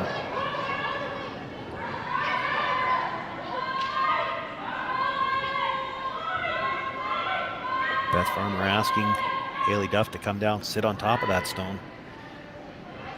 And this would drastically shrink the scoring area at this end if she can put a good freeze on here. Doesn't even need to be absolutely welded to the face, even half frozen. As you can see, those 3 stones, the 2 reds at the top and the yellow pretty much in a dead straight line. Half around those 2 at the front and sit on the one at the back. And I don't know if you've got enough rocks left to even make this stone go away. This looks to have more room. Brushers haven't left it though. This might be a little bit light. Maybe a lot light. It's going to come up short of the rings.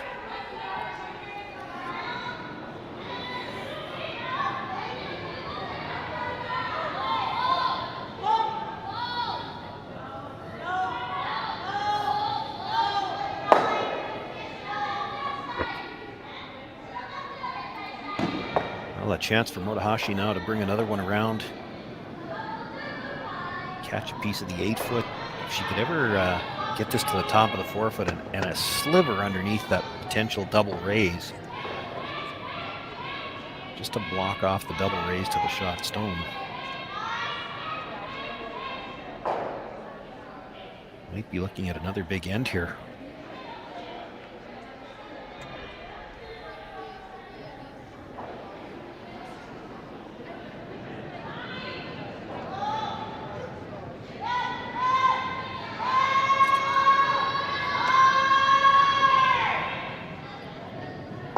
Shot here for Motohashi after they gave up 3 last end. A chance to perhaps set up 3 of their own here with a good draw.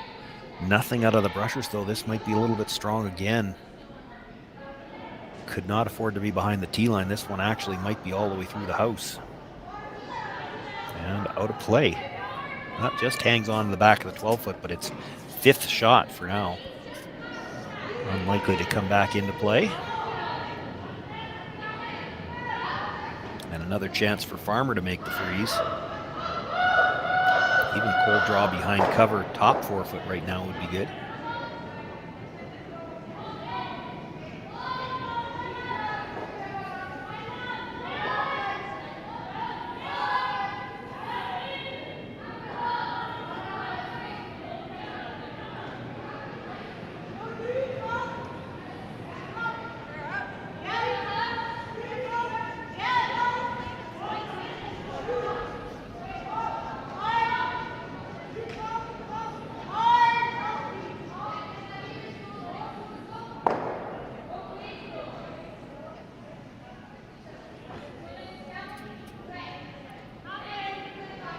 Farmer with a big draw in the 4th end to pick up the 3rd point, the extra point.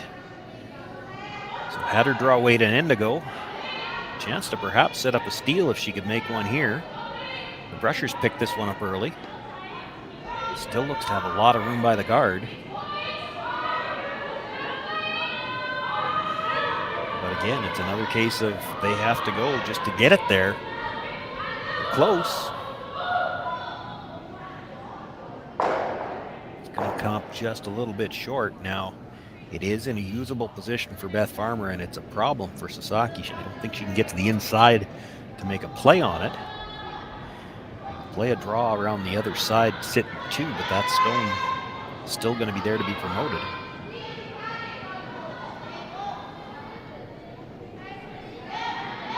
And that's what the discussion is about. We can make the draw, but then she's going to try the tap.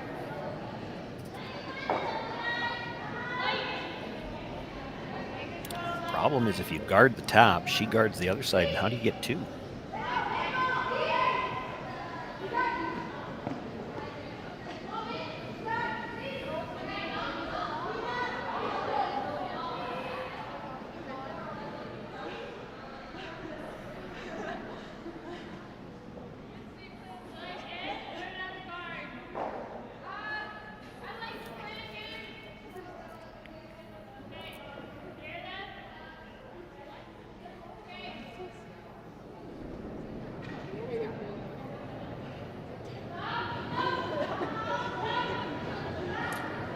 Watahashi that had looked at playing the out-turn draw wide to come in for second shot.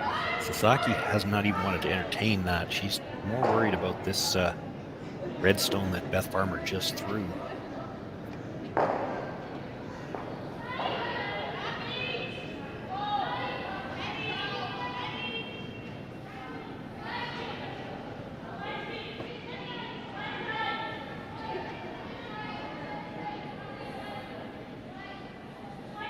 Watahashi back to looking at the draw.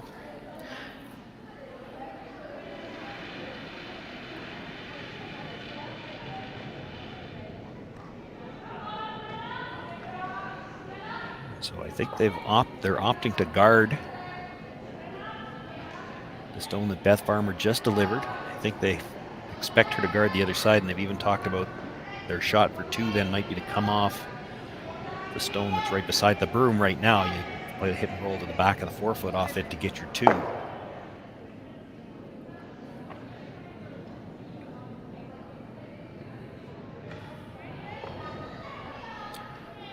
problem if you throw this guard, make it.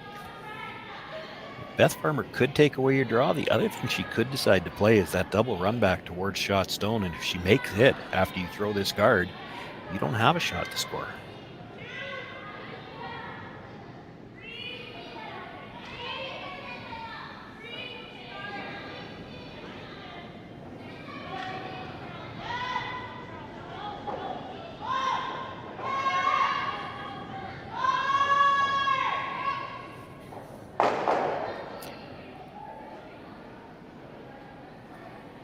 That one guards second shot. She's got no chance to play on it now. I think I'd be looking at that double run. It's just a nose hit on the first one. You probably stick the back when you'd have a piece of the forefoot, and absolutely no way to get at it.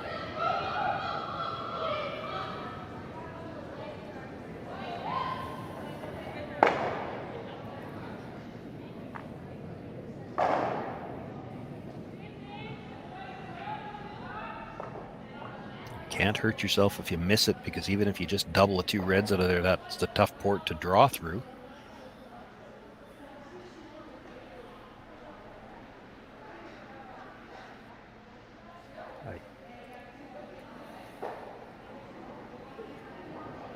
Boy, that looks like a lot of ice. I think if you're going to play this, you play it.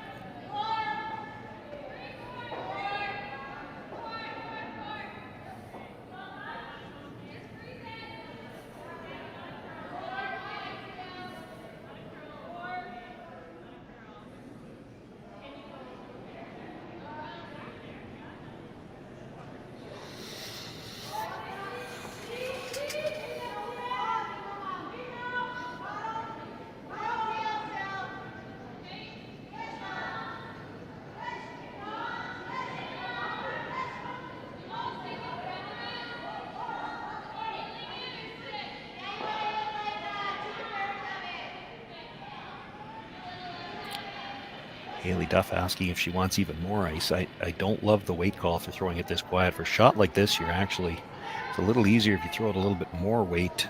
You're just trying to hit something close to the nose. If you just clip the back when you're in good shape, the quieter you throw this, the less margin for error you have.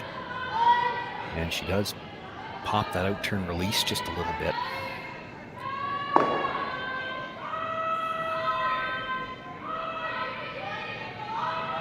Have to go to hold it. This is going to overcurl a little bit. Is it going to be close enough?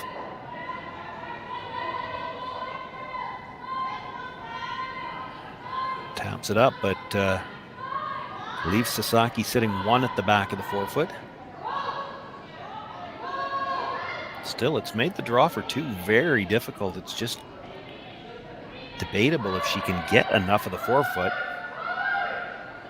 There's a good look from what she can see from the hack end. That guard is covering out to about 4 or 5 inches outside of the forefoot. She needs to get fully into the forefoot. There is some finish there. It'll go. But she might have to flirt with that guard a little bit.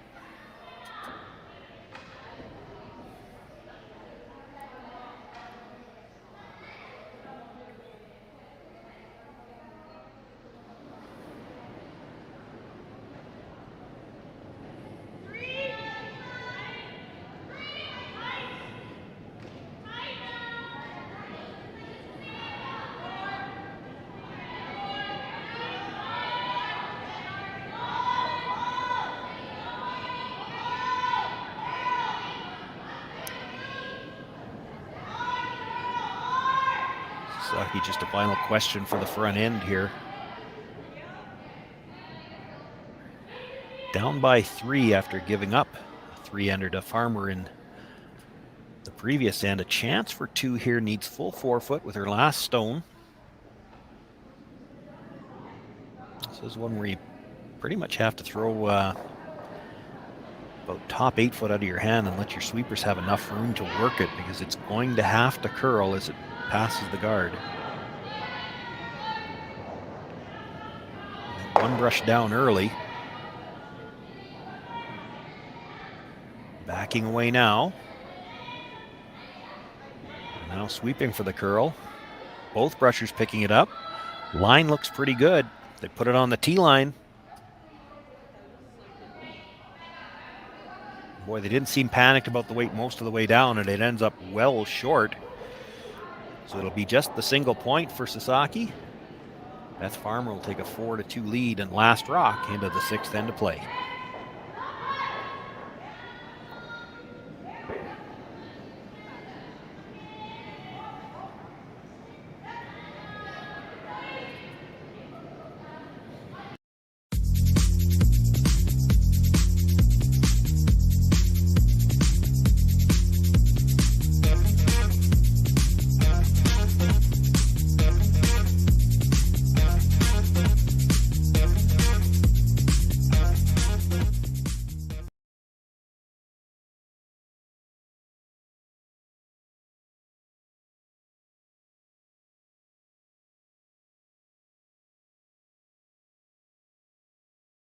Hello, everyone, and welcome to the 2022 Western Showdown, the largest international women's curling event in Canada.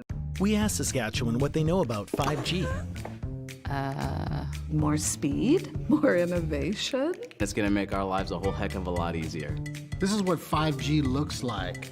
Better, faster. Sounds like one more G. Sounds pretty good. I don't know what it means. All you really need to know is the future of 5G is here and will continue improving through investments in network technology.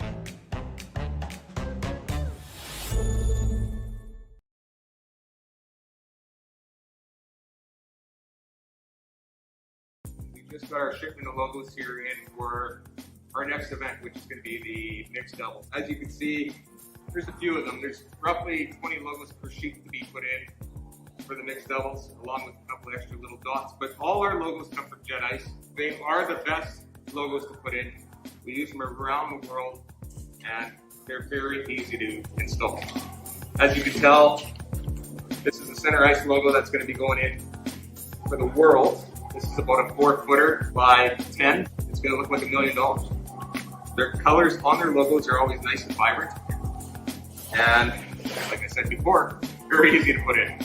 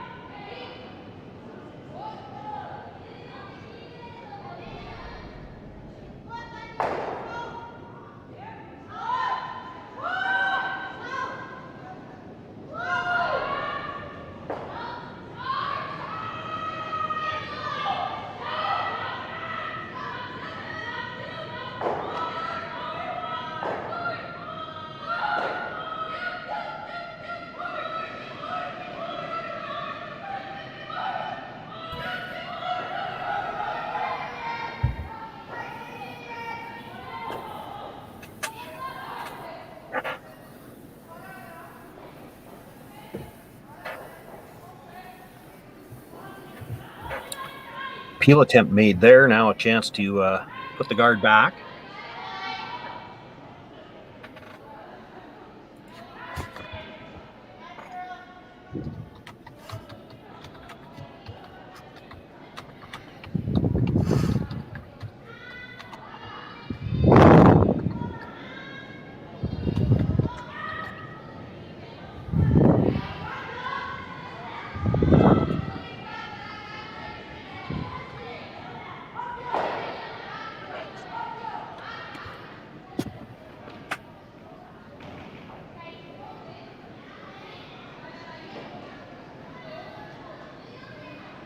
This guard slides a little bit deep. It comes into the 8-foot. Does protect a piece of that stone. Chance now for Beth Farmer to look to maybe clean up all the rocks in the rings here.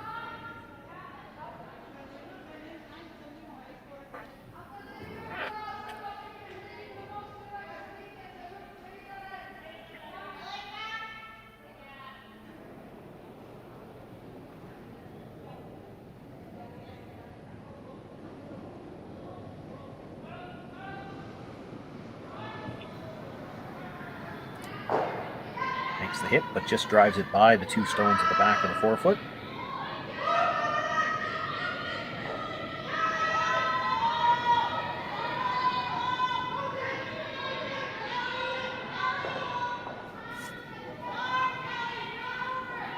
So another chance to play the guard.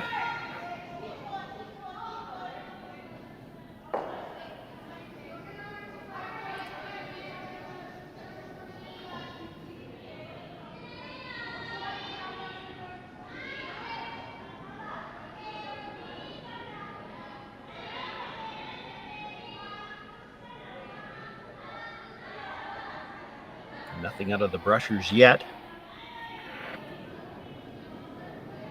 A little too deep on the last guard attempt. This one looks like it's going to come to rest just outside the rings, and good look at it there, perfectly in line with the shot stone at the back button.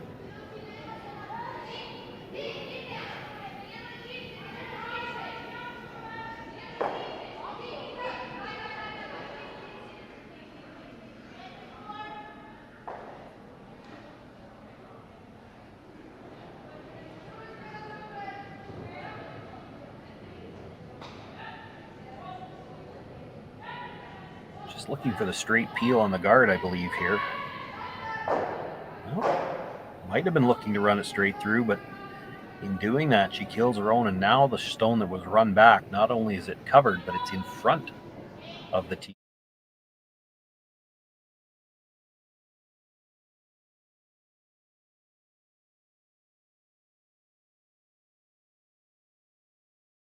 Mics on the players. That looked a little risky to be trying to run it through. I would have thought they would have been just playing for the straight peel on that one.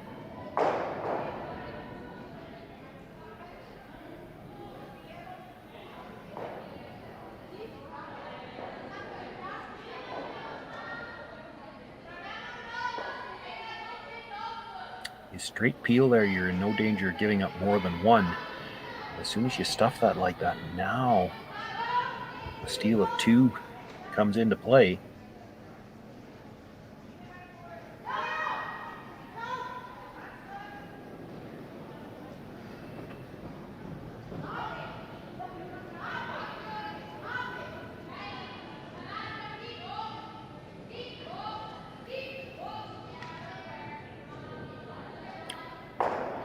And Sasaki's team now, they've seen this in turn down here a few times. We talked about earlier in the game about having only seen it a few times, and the curls seem to be catching everybody off guard. Well, they know this spot now, and they know they can get a little bit more finish. She definitely can vary from this side. A lot of hand gesturing from the front end. I don't know whether they're worried about the weight here. She's got lots of room so far, but this is going to curl.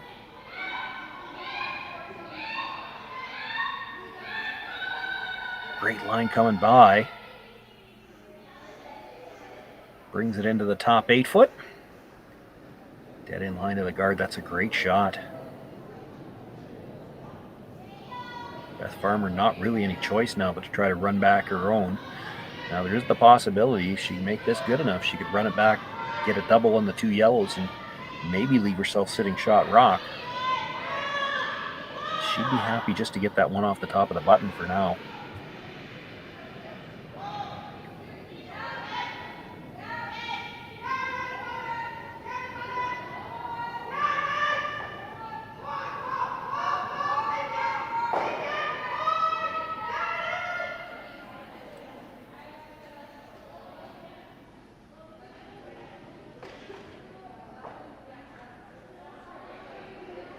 Throwing her out turn actually with that broom. I thought she might have been playing the in.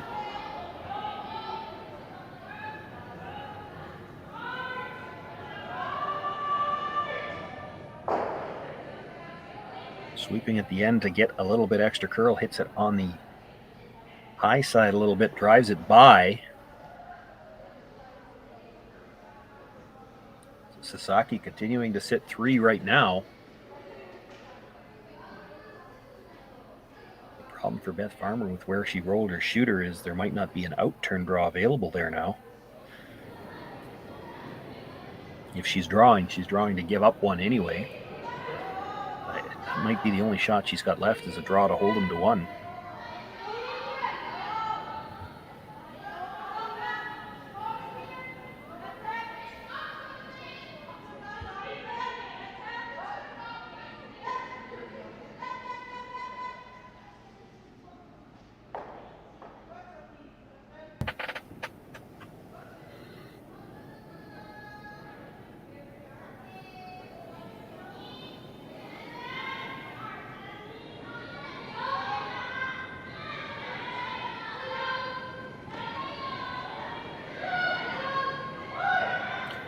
Wouldn't be the end of the world here if you bit the 12-foot.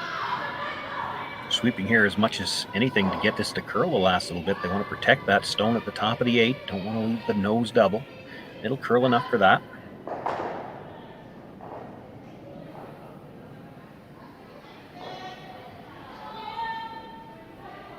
For Beth Farmer, that's all you got. A draw. Needs to bite 4-foot just to give up a single point here. Drawing against 3.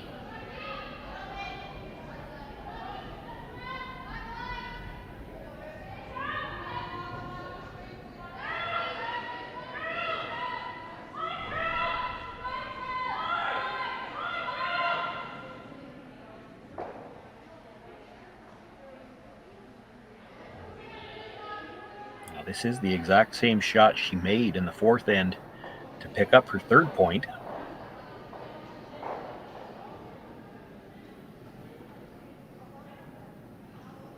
The 2-point lead here, but facing 3 Sasaki counters. This is Beth Farmer's final stone. Needs a bite of the 4-foot to hold them to a steal of 1.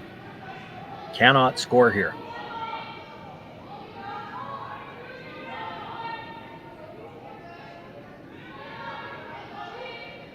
Sweepers have been on this most of the way down.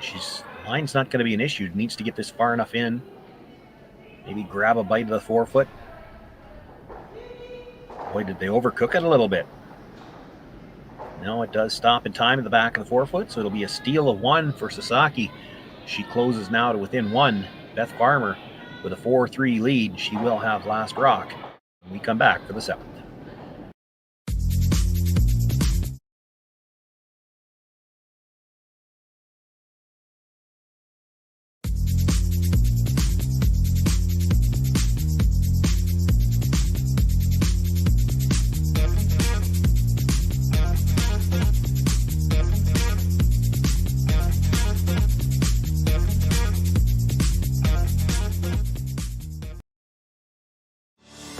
Saskatchewan, you know Sasktel because we're everywhere. Because being everywhere keeps us connected to you. With Sasktel sponsorships, we get to be part of your community. We're here with you and we're here for you. It's easy to get started. All you need to do is apply. Sasktel cares. Always has, always will. To apply for sponsorship, visit sasktel.com/sponsorships.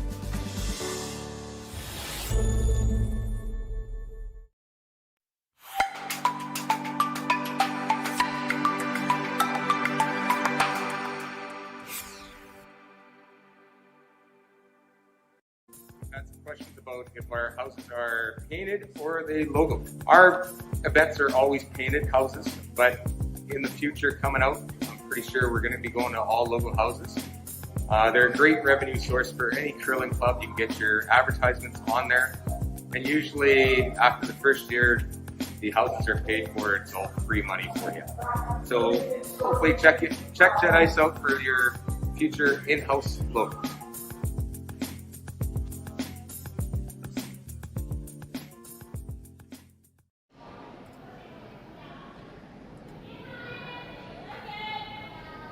Steal a 1 for Sasaki in the 6th end has closed this game to within 1 as Beth Farmer with last rock here in the 7th. Sean Joyce and Jerry Gertz with you live. This is the RBC Dominion Securities Western Showdown from Swift Current. Yeah, Sean, it's been an interesting game here. Steal a 1. Got to throw it over to the other Team Japan game. Yoshimura also stole 1. Also 4-3 for their opponents who have hammer. So pretty much a mirror image. Well, Beth Farmer, a great draw with her last one, or it could have been a lot worse than a steal of 1. Yeah, I think that was a critical make there for Farmer. I think another confidence boost. They're starting to get their legs here. This is their first weekend in Canada, so obviously, it's getting a little late for UK time right now.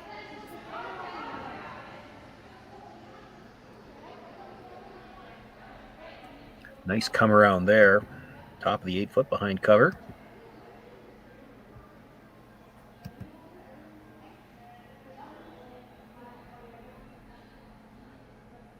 Yuna Aoki being asked to come down and sit on top of that stone.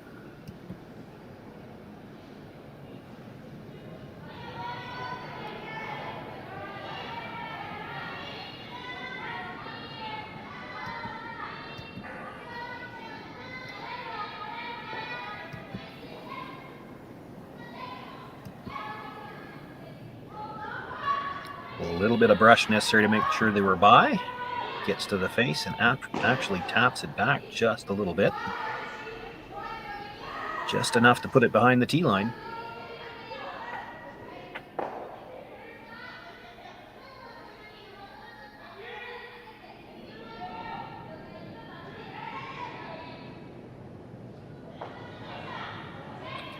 Farmer looking for the corner freeze on that Yellowstone in the 8 foot.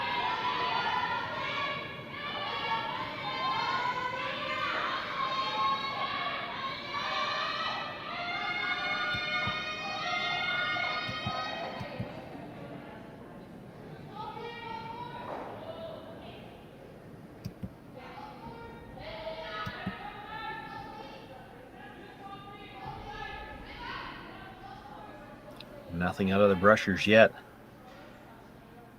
Needs to stop in front of this Yellowstone. Doesn't want to bounce off and perhaps leave a double. Nudges it just a little bit, but I think it's left it overlapped.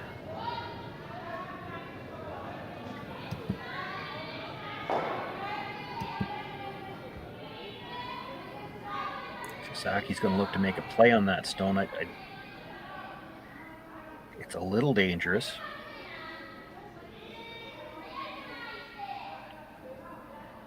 Looking at the run back here. No, I think she's looking at the straight corner freeze around the intern side.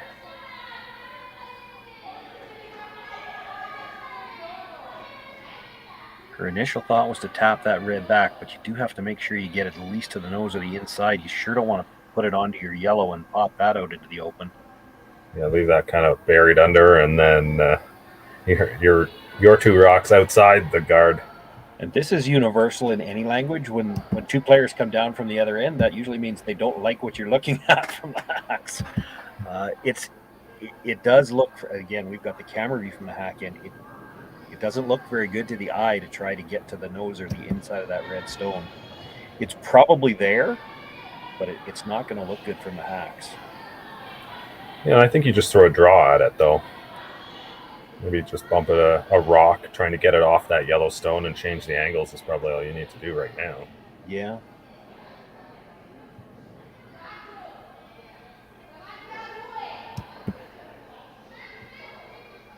but even with draw weight, like if you throw T-line weight at it and you hit it on the outside, you're still going to pop that yellow out in the open. And that Yellowstone's in a good spot for Sasaki right now. She doesn't necessarily need to steal this end. In fact, she's probably happier to give up one. You steal, you got to steal the third end in a row to win this game. If you give up one here,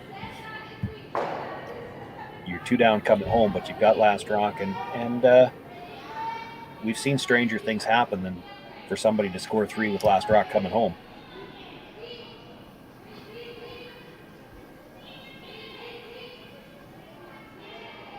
Well, they're making the play towards the redstone for sure.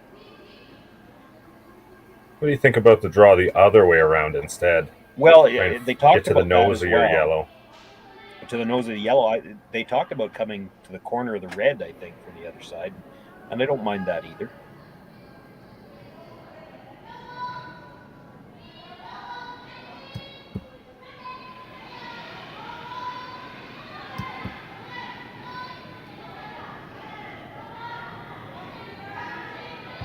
Sure want to get to the inside of this red. Starting to curl now. And she's got a beauty here. Actually, they might have let it over curl a bit. No, I think she's good. Punched it lines enough those 2 yellows up really nicely. And probably moved the red enough that it clears the back yellow, and there might be a double there.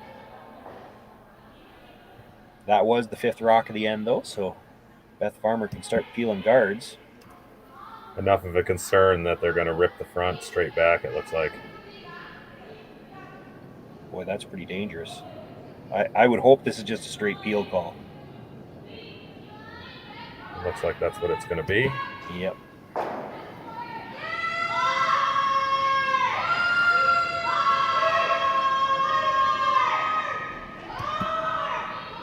Yeah, time of the game and number, straight peel is a smart call there.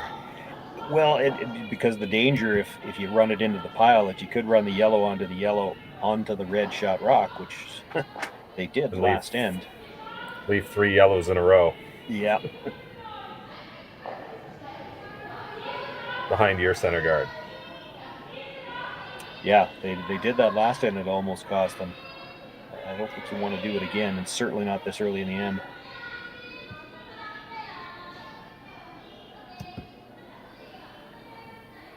Now you'll see Sasaki play a couple more center guards, and you would think that the Farmer team will just continue to peel them. And it'll be this is always interesting to me, the little game of cat and mouse here, as to who moves first, who blinks first, and makes a different play.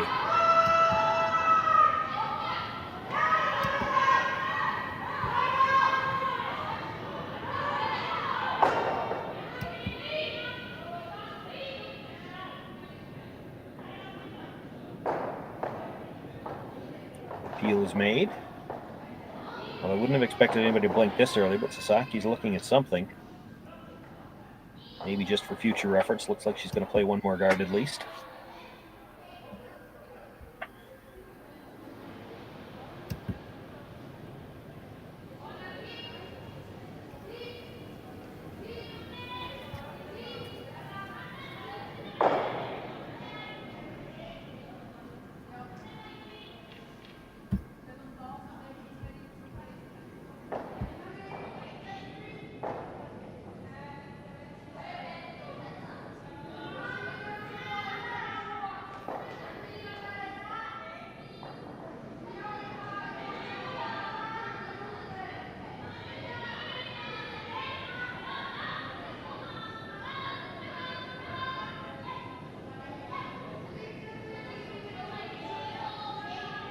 Lines that guard up nicely. I have to think Farmer's going to continue to peel as well.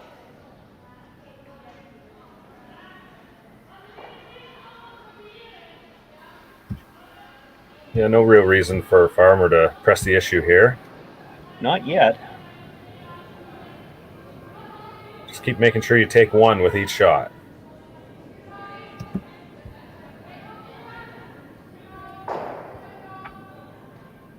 Makes the peel, gets the shooter out of play as well.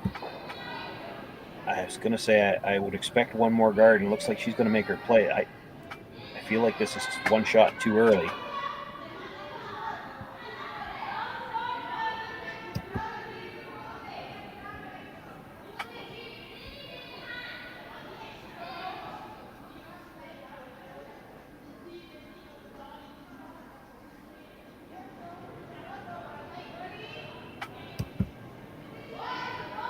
Is that one more guard, or is this a little bit like back No, when we? She's playing in. She's playing the double tap now. I would have expected one more guard. I think this is a shot too early. She's playing the double tap up to shot rock at the back.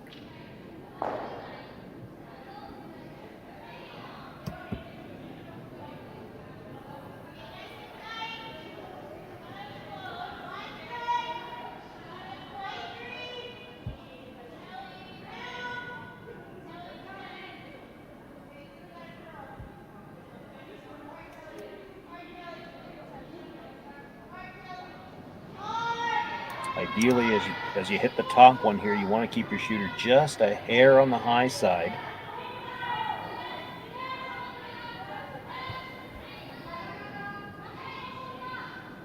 This is going to be thin on the high side.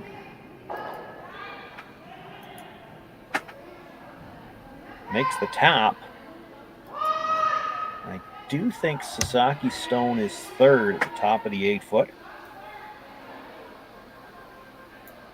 There's a blast double to get the 2 stones out of the button area, but you probably lose the shooter, and that would leave Sasaki sitting first and third with a chance to hit the only red stone that would be left.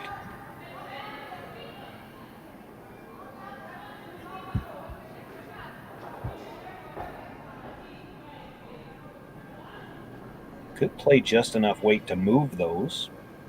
She's going to play the blast.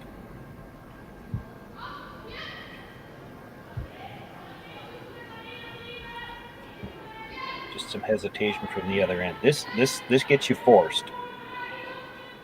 You make the double, she hits the red to sit 3. Even if you make a double, she hits and you're facing 2 with your last one.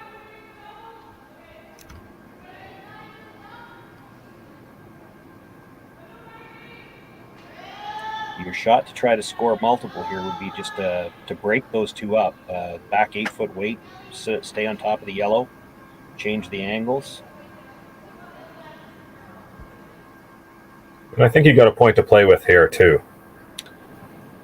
You know, if getting 1, you're only up.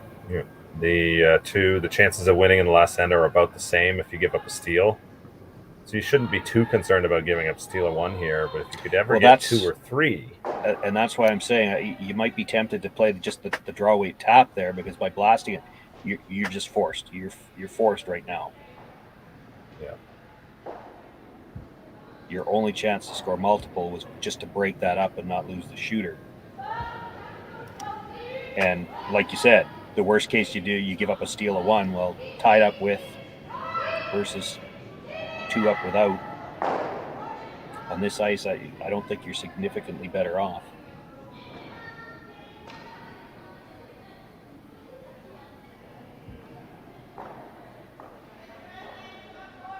Sasaki makes the hit here. You're going to be facing 3, so you're not going to draw. It is possible she hits this right on the nose. She might leave a triple, which would be your way out here. Might be able to get a blank if she does that.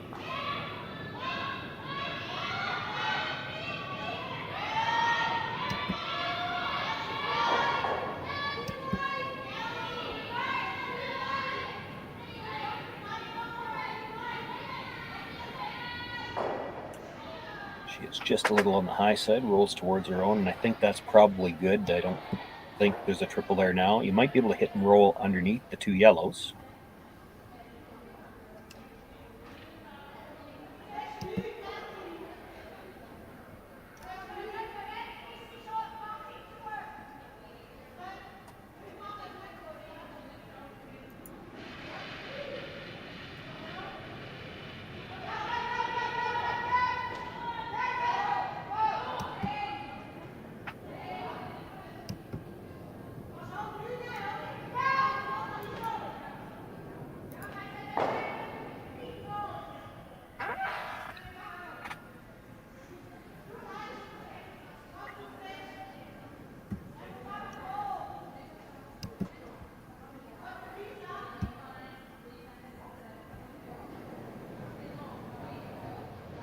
This is actually probably a spot where you want to be fairly aggressive on the roll. If you hit this on the nose, Sasaki hits it on the nose again, and you've got a shot to score because the two draw paths are kind of blocked. If you roll out here, there's nowhere she can put her last rock that you're not going to have a shot for one.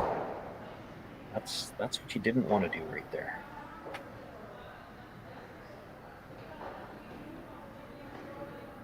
You may be forced to draw on your last one now. You may be forced to draw, and both paths to the button are gone, so you're actually going to have to draw to the edge of the 4-foot.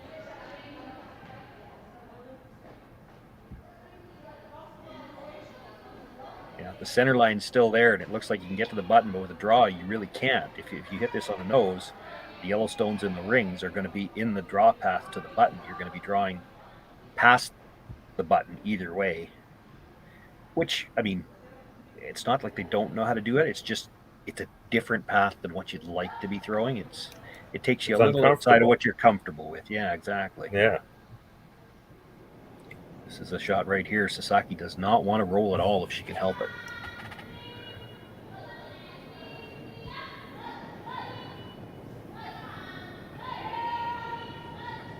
Now I'm going to have to sweep that last little bit for curl. This looks pretty good. Sits right there.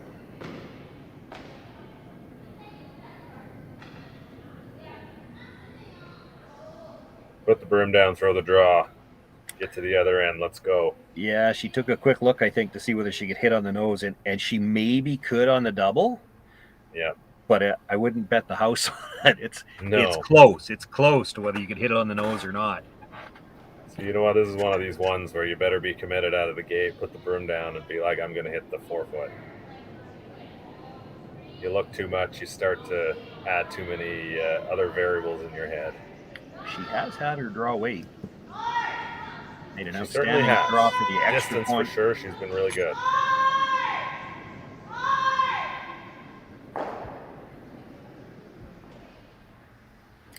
This is one of those types of draws, though, where you're either getting one or giving up three. There is a little bit of room in between, but it would be tough to end up between those three stones somewhere where you're only giving up one or two.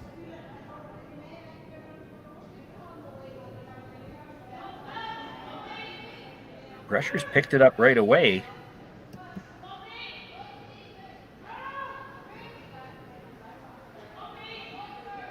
Boy, still needs to curl, but they haven't let up on it yet. They may be worried about the weight starting to come now. Gets off that stone in the 12-foot.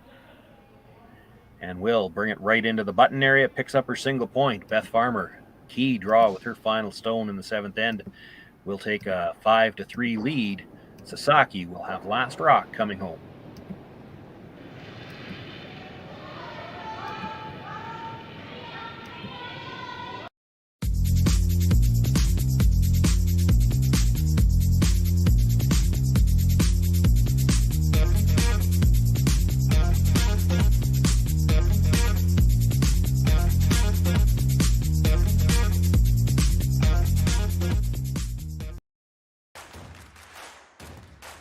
Imagine being able to stream every curling game from every sheet from any event, be it your Wednesday league game, bonspiel, or corporate event. Curling Stadium offers an all-inclusive streaming solution featuring high-quality cameras, ease of use, great reliability, and minimal installation. Offering your sponsors customizable ad space on your streamed curling games and being able to sell video packages to your corporate events for increased revenue.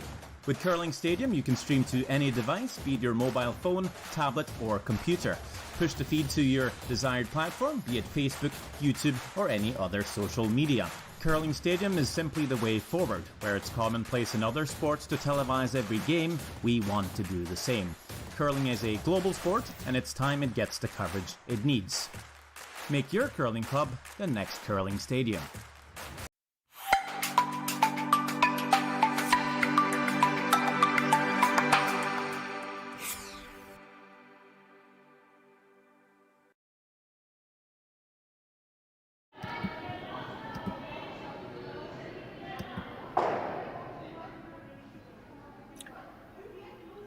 Eighth end action here in this B event game.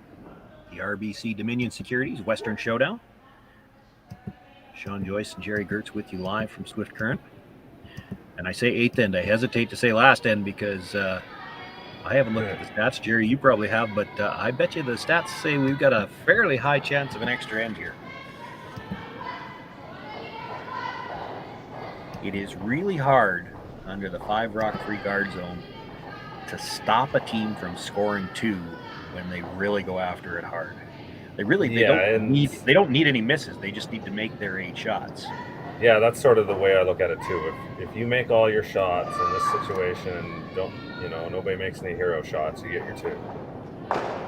Doesn't help for Beth Farmer that their first stone slid to the back of the button. That's certainly not where they wanted that one.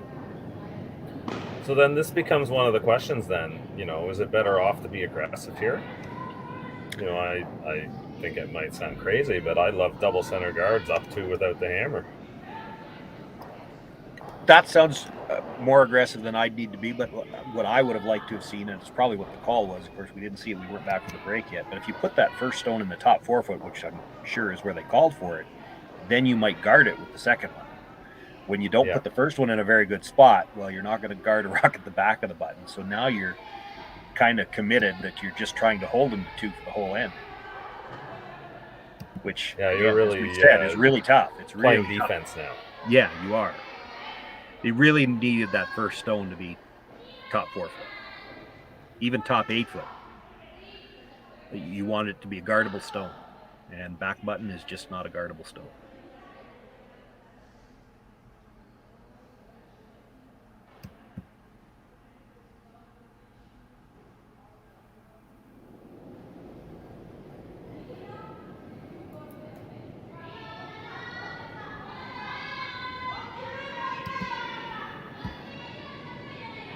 Aoki looking for the come around on the corner now.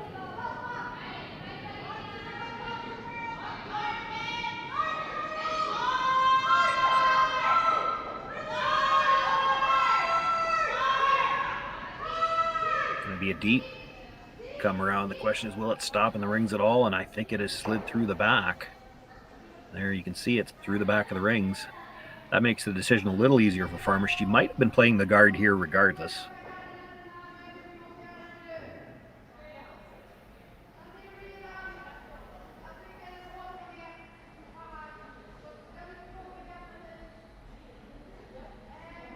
Well, we were talking about off the top of the end, just make your 8 shots and it's hard to stop a deuce. Well, that's a miss right there. You've only got 1 free guard now because the other one's sitting in the back.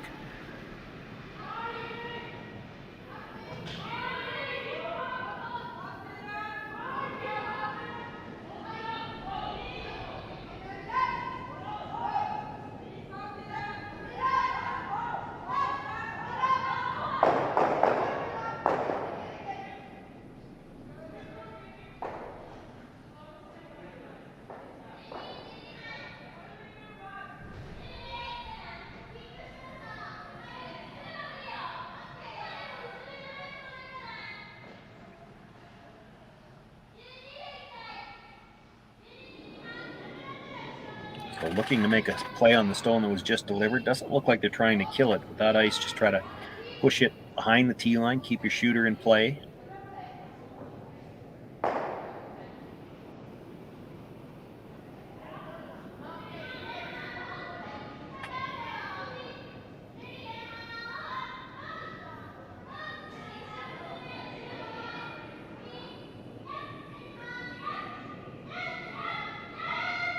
Actually going by the guard now because it's a little wider and going to try to make the same play on the stone at the top of the 8 foot. Boy, that's a good awareness and a good plan B call, because if you ever just rub the top one and go through, your end's pretty much gone already.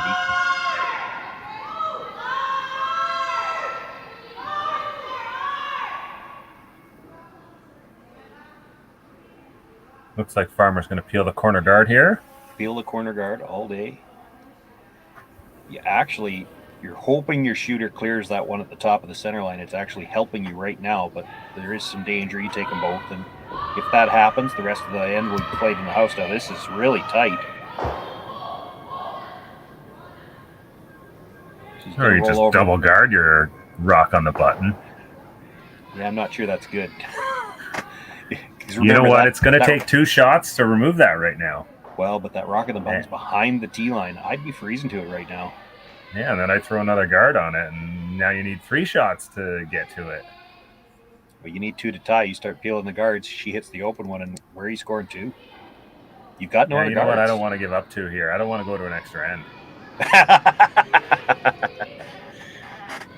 Like, here's a chance. You throw a couple good guards, and they're throwing 2 at you just to score more than 1. You know, to get 2, they're really going to have to make some great shots. You know, you have to be careful. Be aware if you make a mistake or something happens, you might end up putting yourself into the risk of 3. But you're so far ahead on the chessboard right now that, you know, go for the death blow.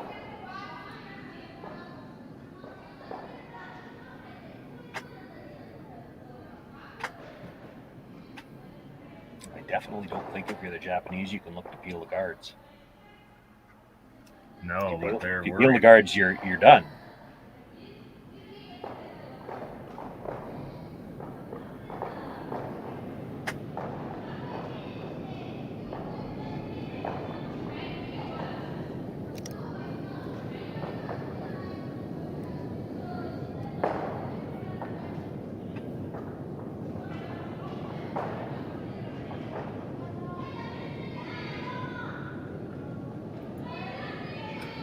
She's looking at making a play on the guards now, just the angle that she was indicating with the broom. I wonder if she's not looking at kind of stuff the first one and roll to a corner guard. There's a good look at it. The angle that she's on. She wants to almost dead jam the first one onto the second one and roll the shooter over to be a corner guard on top of that stone at the back of the 8-foot. Yeah, just you want to keep the guard in place still, at least one of them. And get rid of the overlap. Stagger. It's the stagger on these guards that potentially is some danger to you. There's a lot of weight here. Yeah.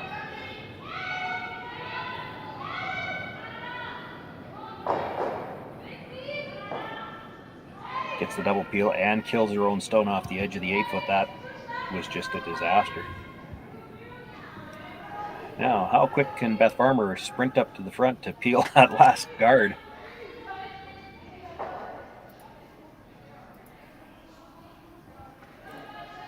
Quick as you can say boo. Here we go.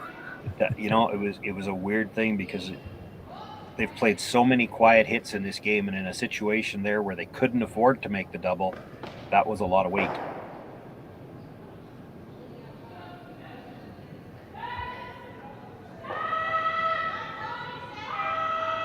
This looked a little tight out of her hand. She's going to hit it just off the nose and leaves her shooter right there, so opportunity still there. Serve in favor back to the opponent. Well, now I think you're freezing for sure. Even a little freeze tap. Yeah. And make her choose whether she's going to make a play on the stone in the rings or just peel the guard.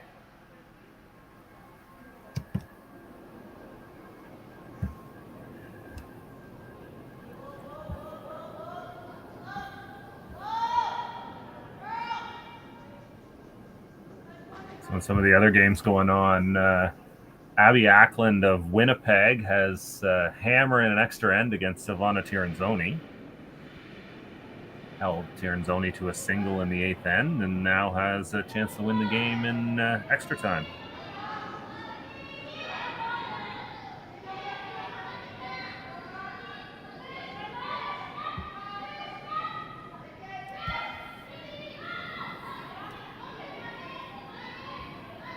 Plenty of room by the guard, but we've seen lots of finish in this spot.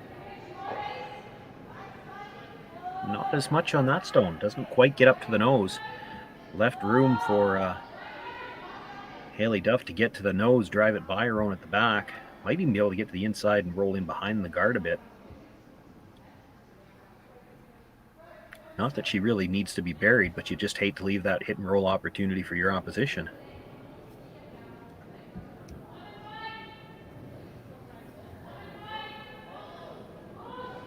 Pressure's indicating it was quiet right away. You know this turn's going to curl. And there it goes.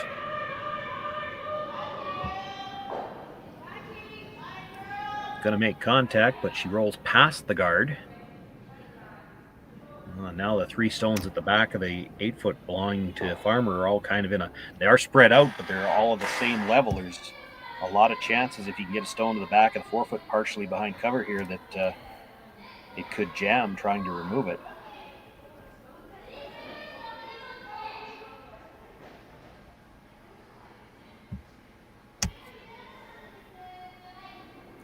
You probably wouldn't even hate if you were Sasaki right now coming right down to that one. If you could force Beth Farmer to try a draw right now, you're not in bad shape.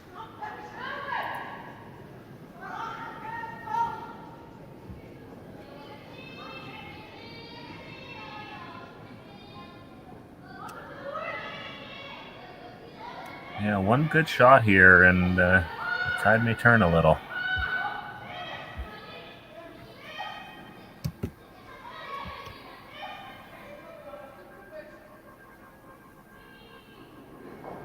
Again, perhaps a little panicked on the brush there. They could have let that go, but comes down, nudges that stone. She looks to be probably a third behind cover. I certainly don't mind enticing Farmer into a draw here. No, I don't either. That might be your chance for... 3's not out of the question yet. Yeah, a little heavy, bounce off, and try and hit and roll underneath, or you draw underneath again, and then all of a sudden it's a little bit knee-knocking for the Scottish side. Yeah. Yeah, those 3 red stones across the back of the 8-foot are not helping them.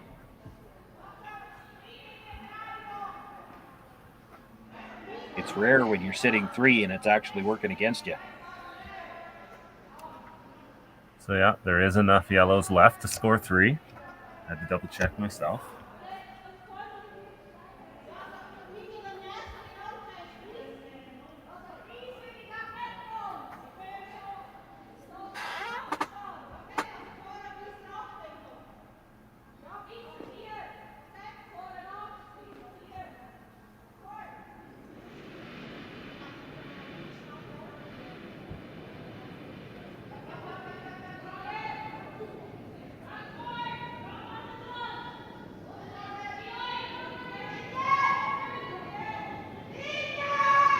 Rushers had picked this up early, but now waiting for it to curl and going from the offside, trying to get a little extra curl.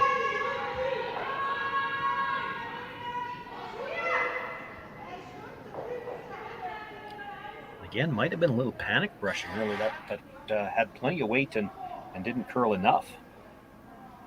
Yeah, if you let that go, it might curl up some more. Yeah. Well, and it seemed like they wanted to jump it early. Now, that could be nerves. It could be adrenaline. You wanted to make sure you were there. Yeah. But... Well, when you talk about this directional brushing and trying to push those stones over, it's almost as if, if you could have taken 3 feet off of weight off of that, it would have probably curled another half stone. Well, there's been a few people that I know that talk about it. Eugene Ritzik is one that's done some research on it, and I tend to agree with them that it's one of the things you see with a shot like that is they forget that when they're trying to sweep it to curl like that, you're still dragging it a little bit as well. So yeah, that rock would have been better with a few feet less weight, and they swept it most of the way. Yeah, if the difference there was between backline and hack, it probably doesn't matter. No, yeah. Now the question for Sasaki is just exactly what are you trying to do with this? And I think the call is get to the nose and tap it back about 1.5 feet. Just past, sit 2. Just past, sit 2. And yes, your shooter's going to be open, but I don't know how she gets it out with all the rocks that are going to be behind it.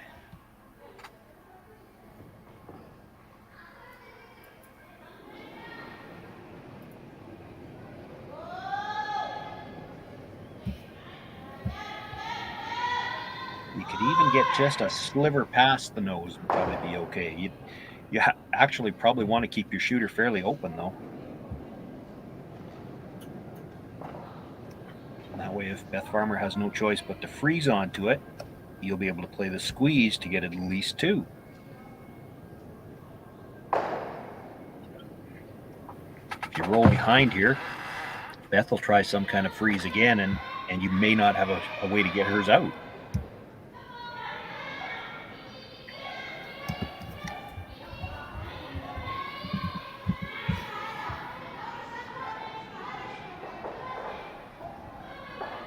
she's not going to be moving it.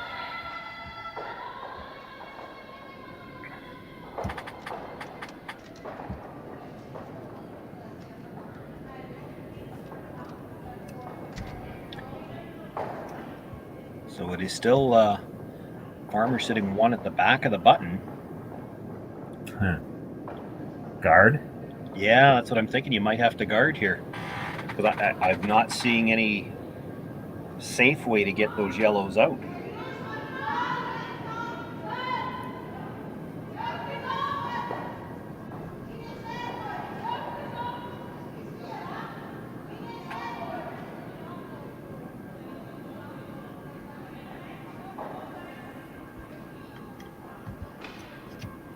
If you guard, there's no shot for 3. She'll have to run a guard in just to score 2.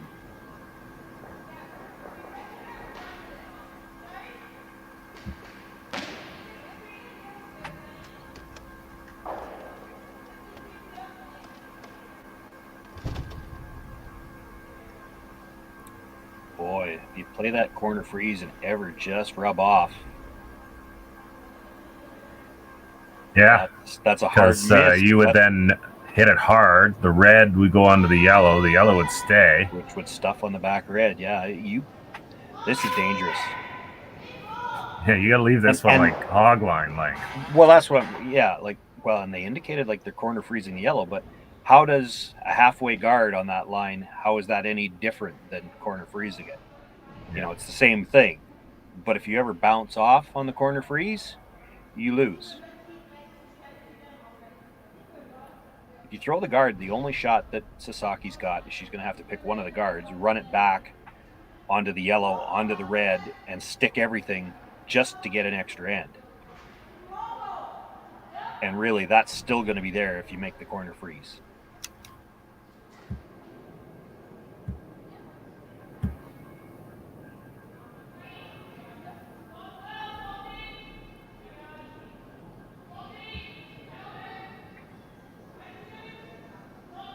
Top 8 would be great. Stop sweeping. As long as you overlap it, it's okay.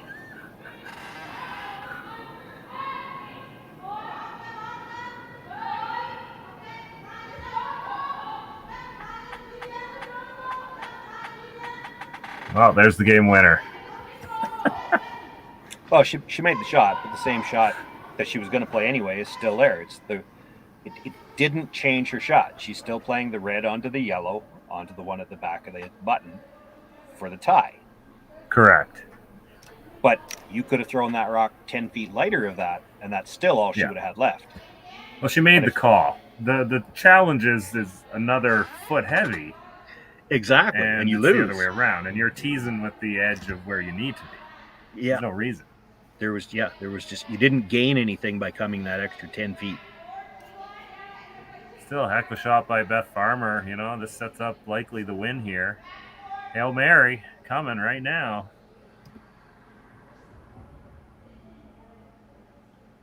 What do you think, Sean? Bring it home. Well, she needs just a hair high.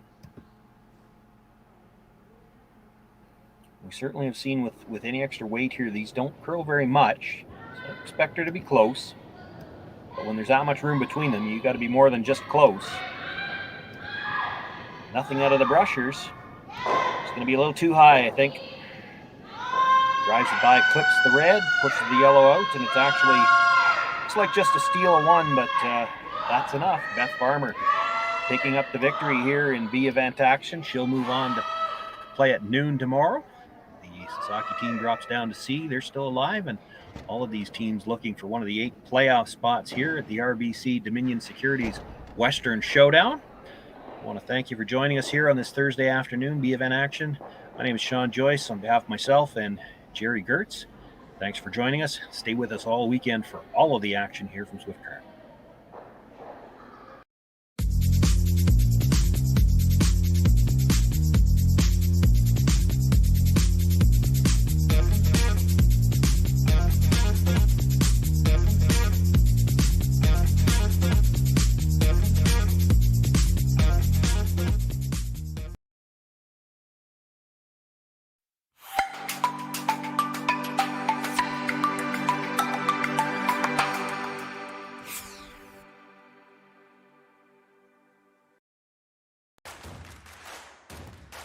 Imagine being able to stream every curling game from every sheet from any event, be it your Wednesday league game, bonspiel, or corporate event.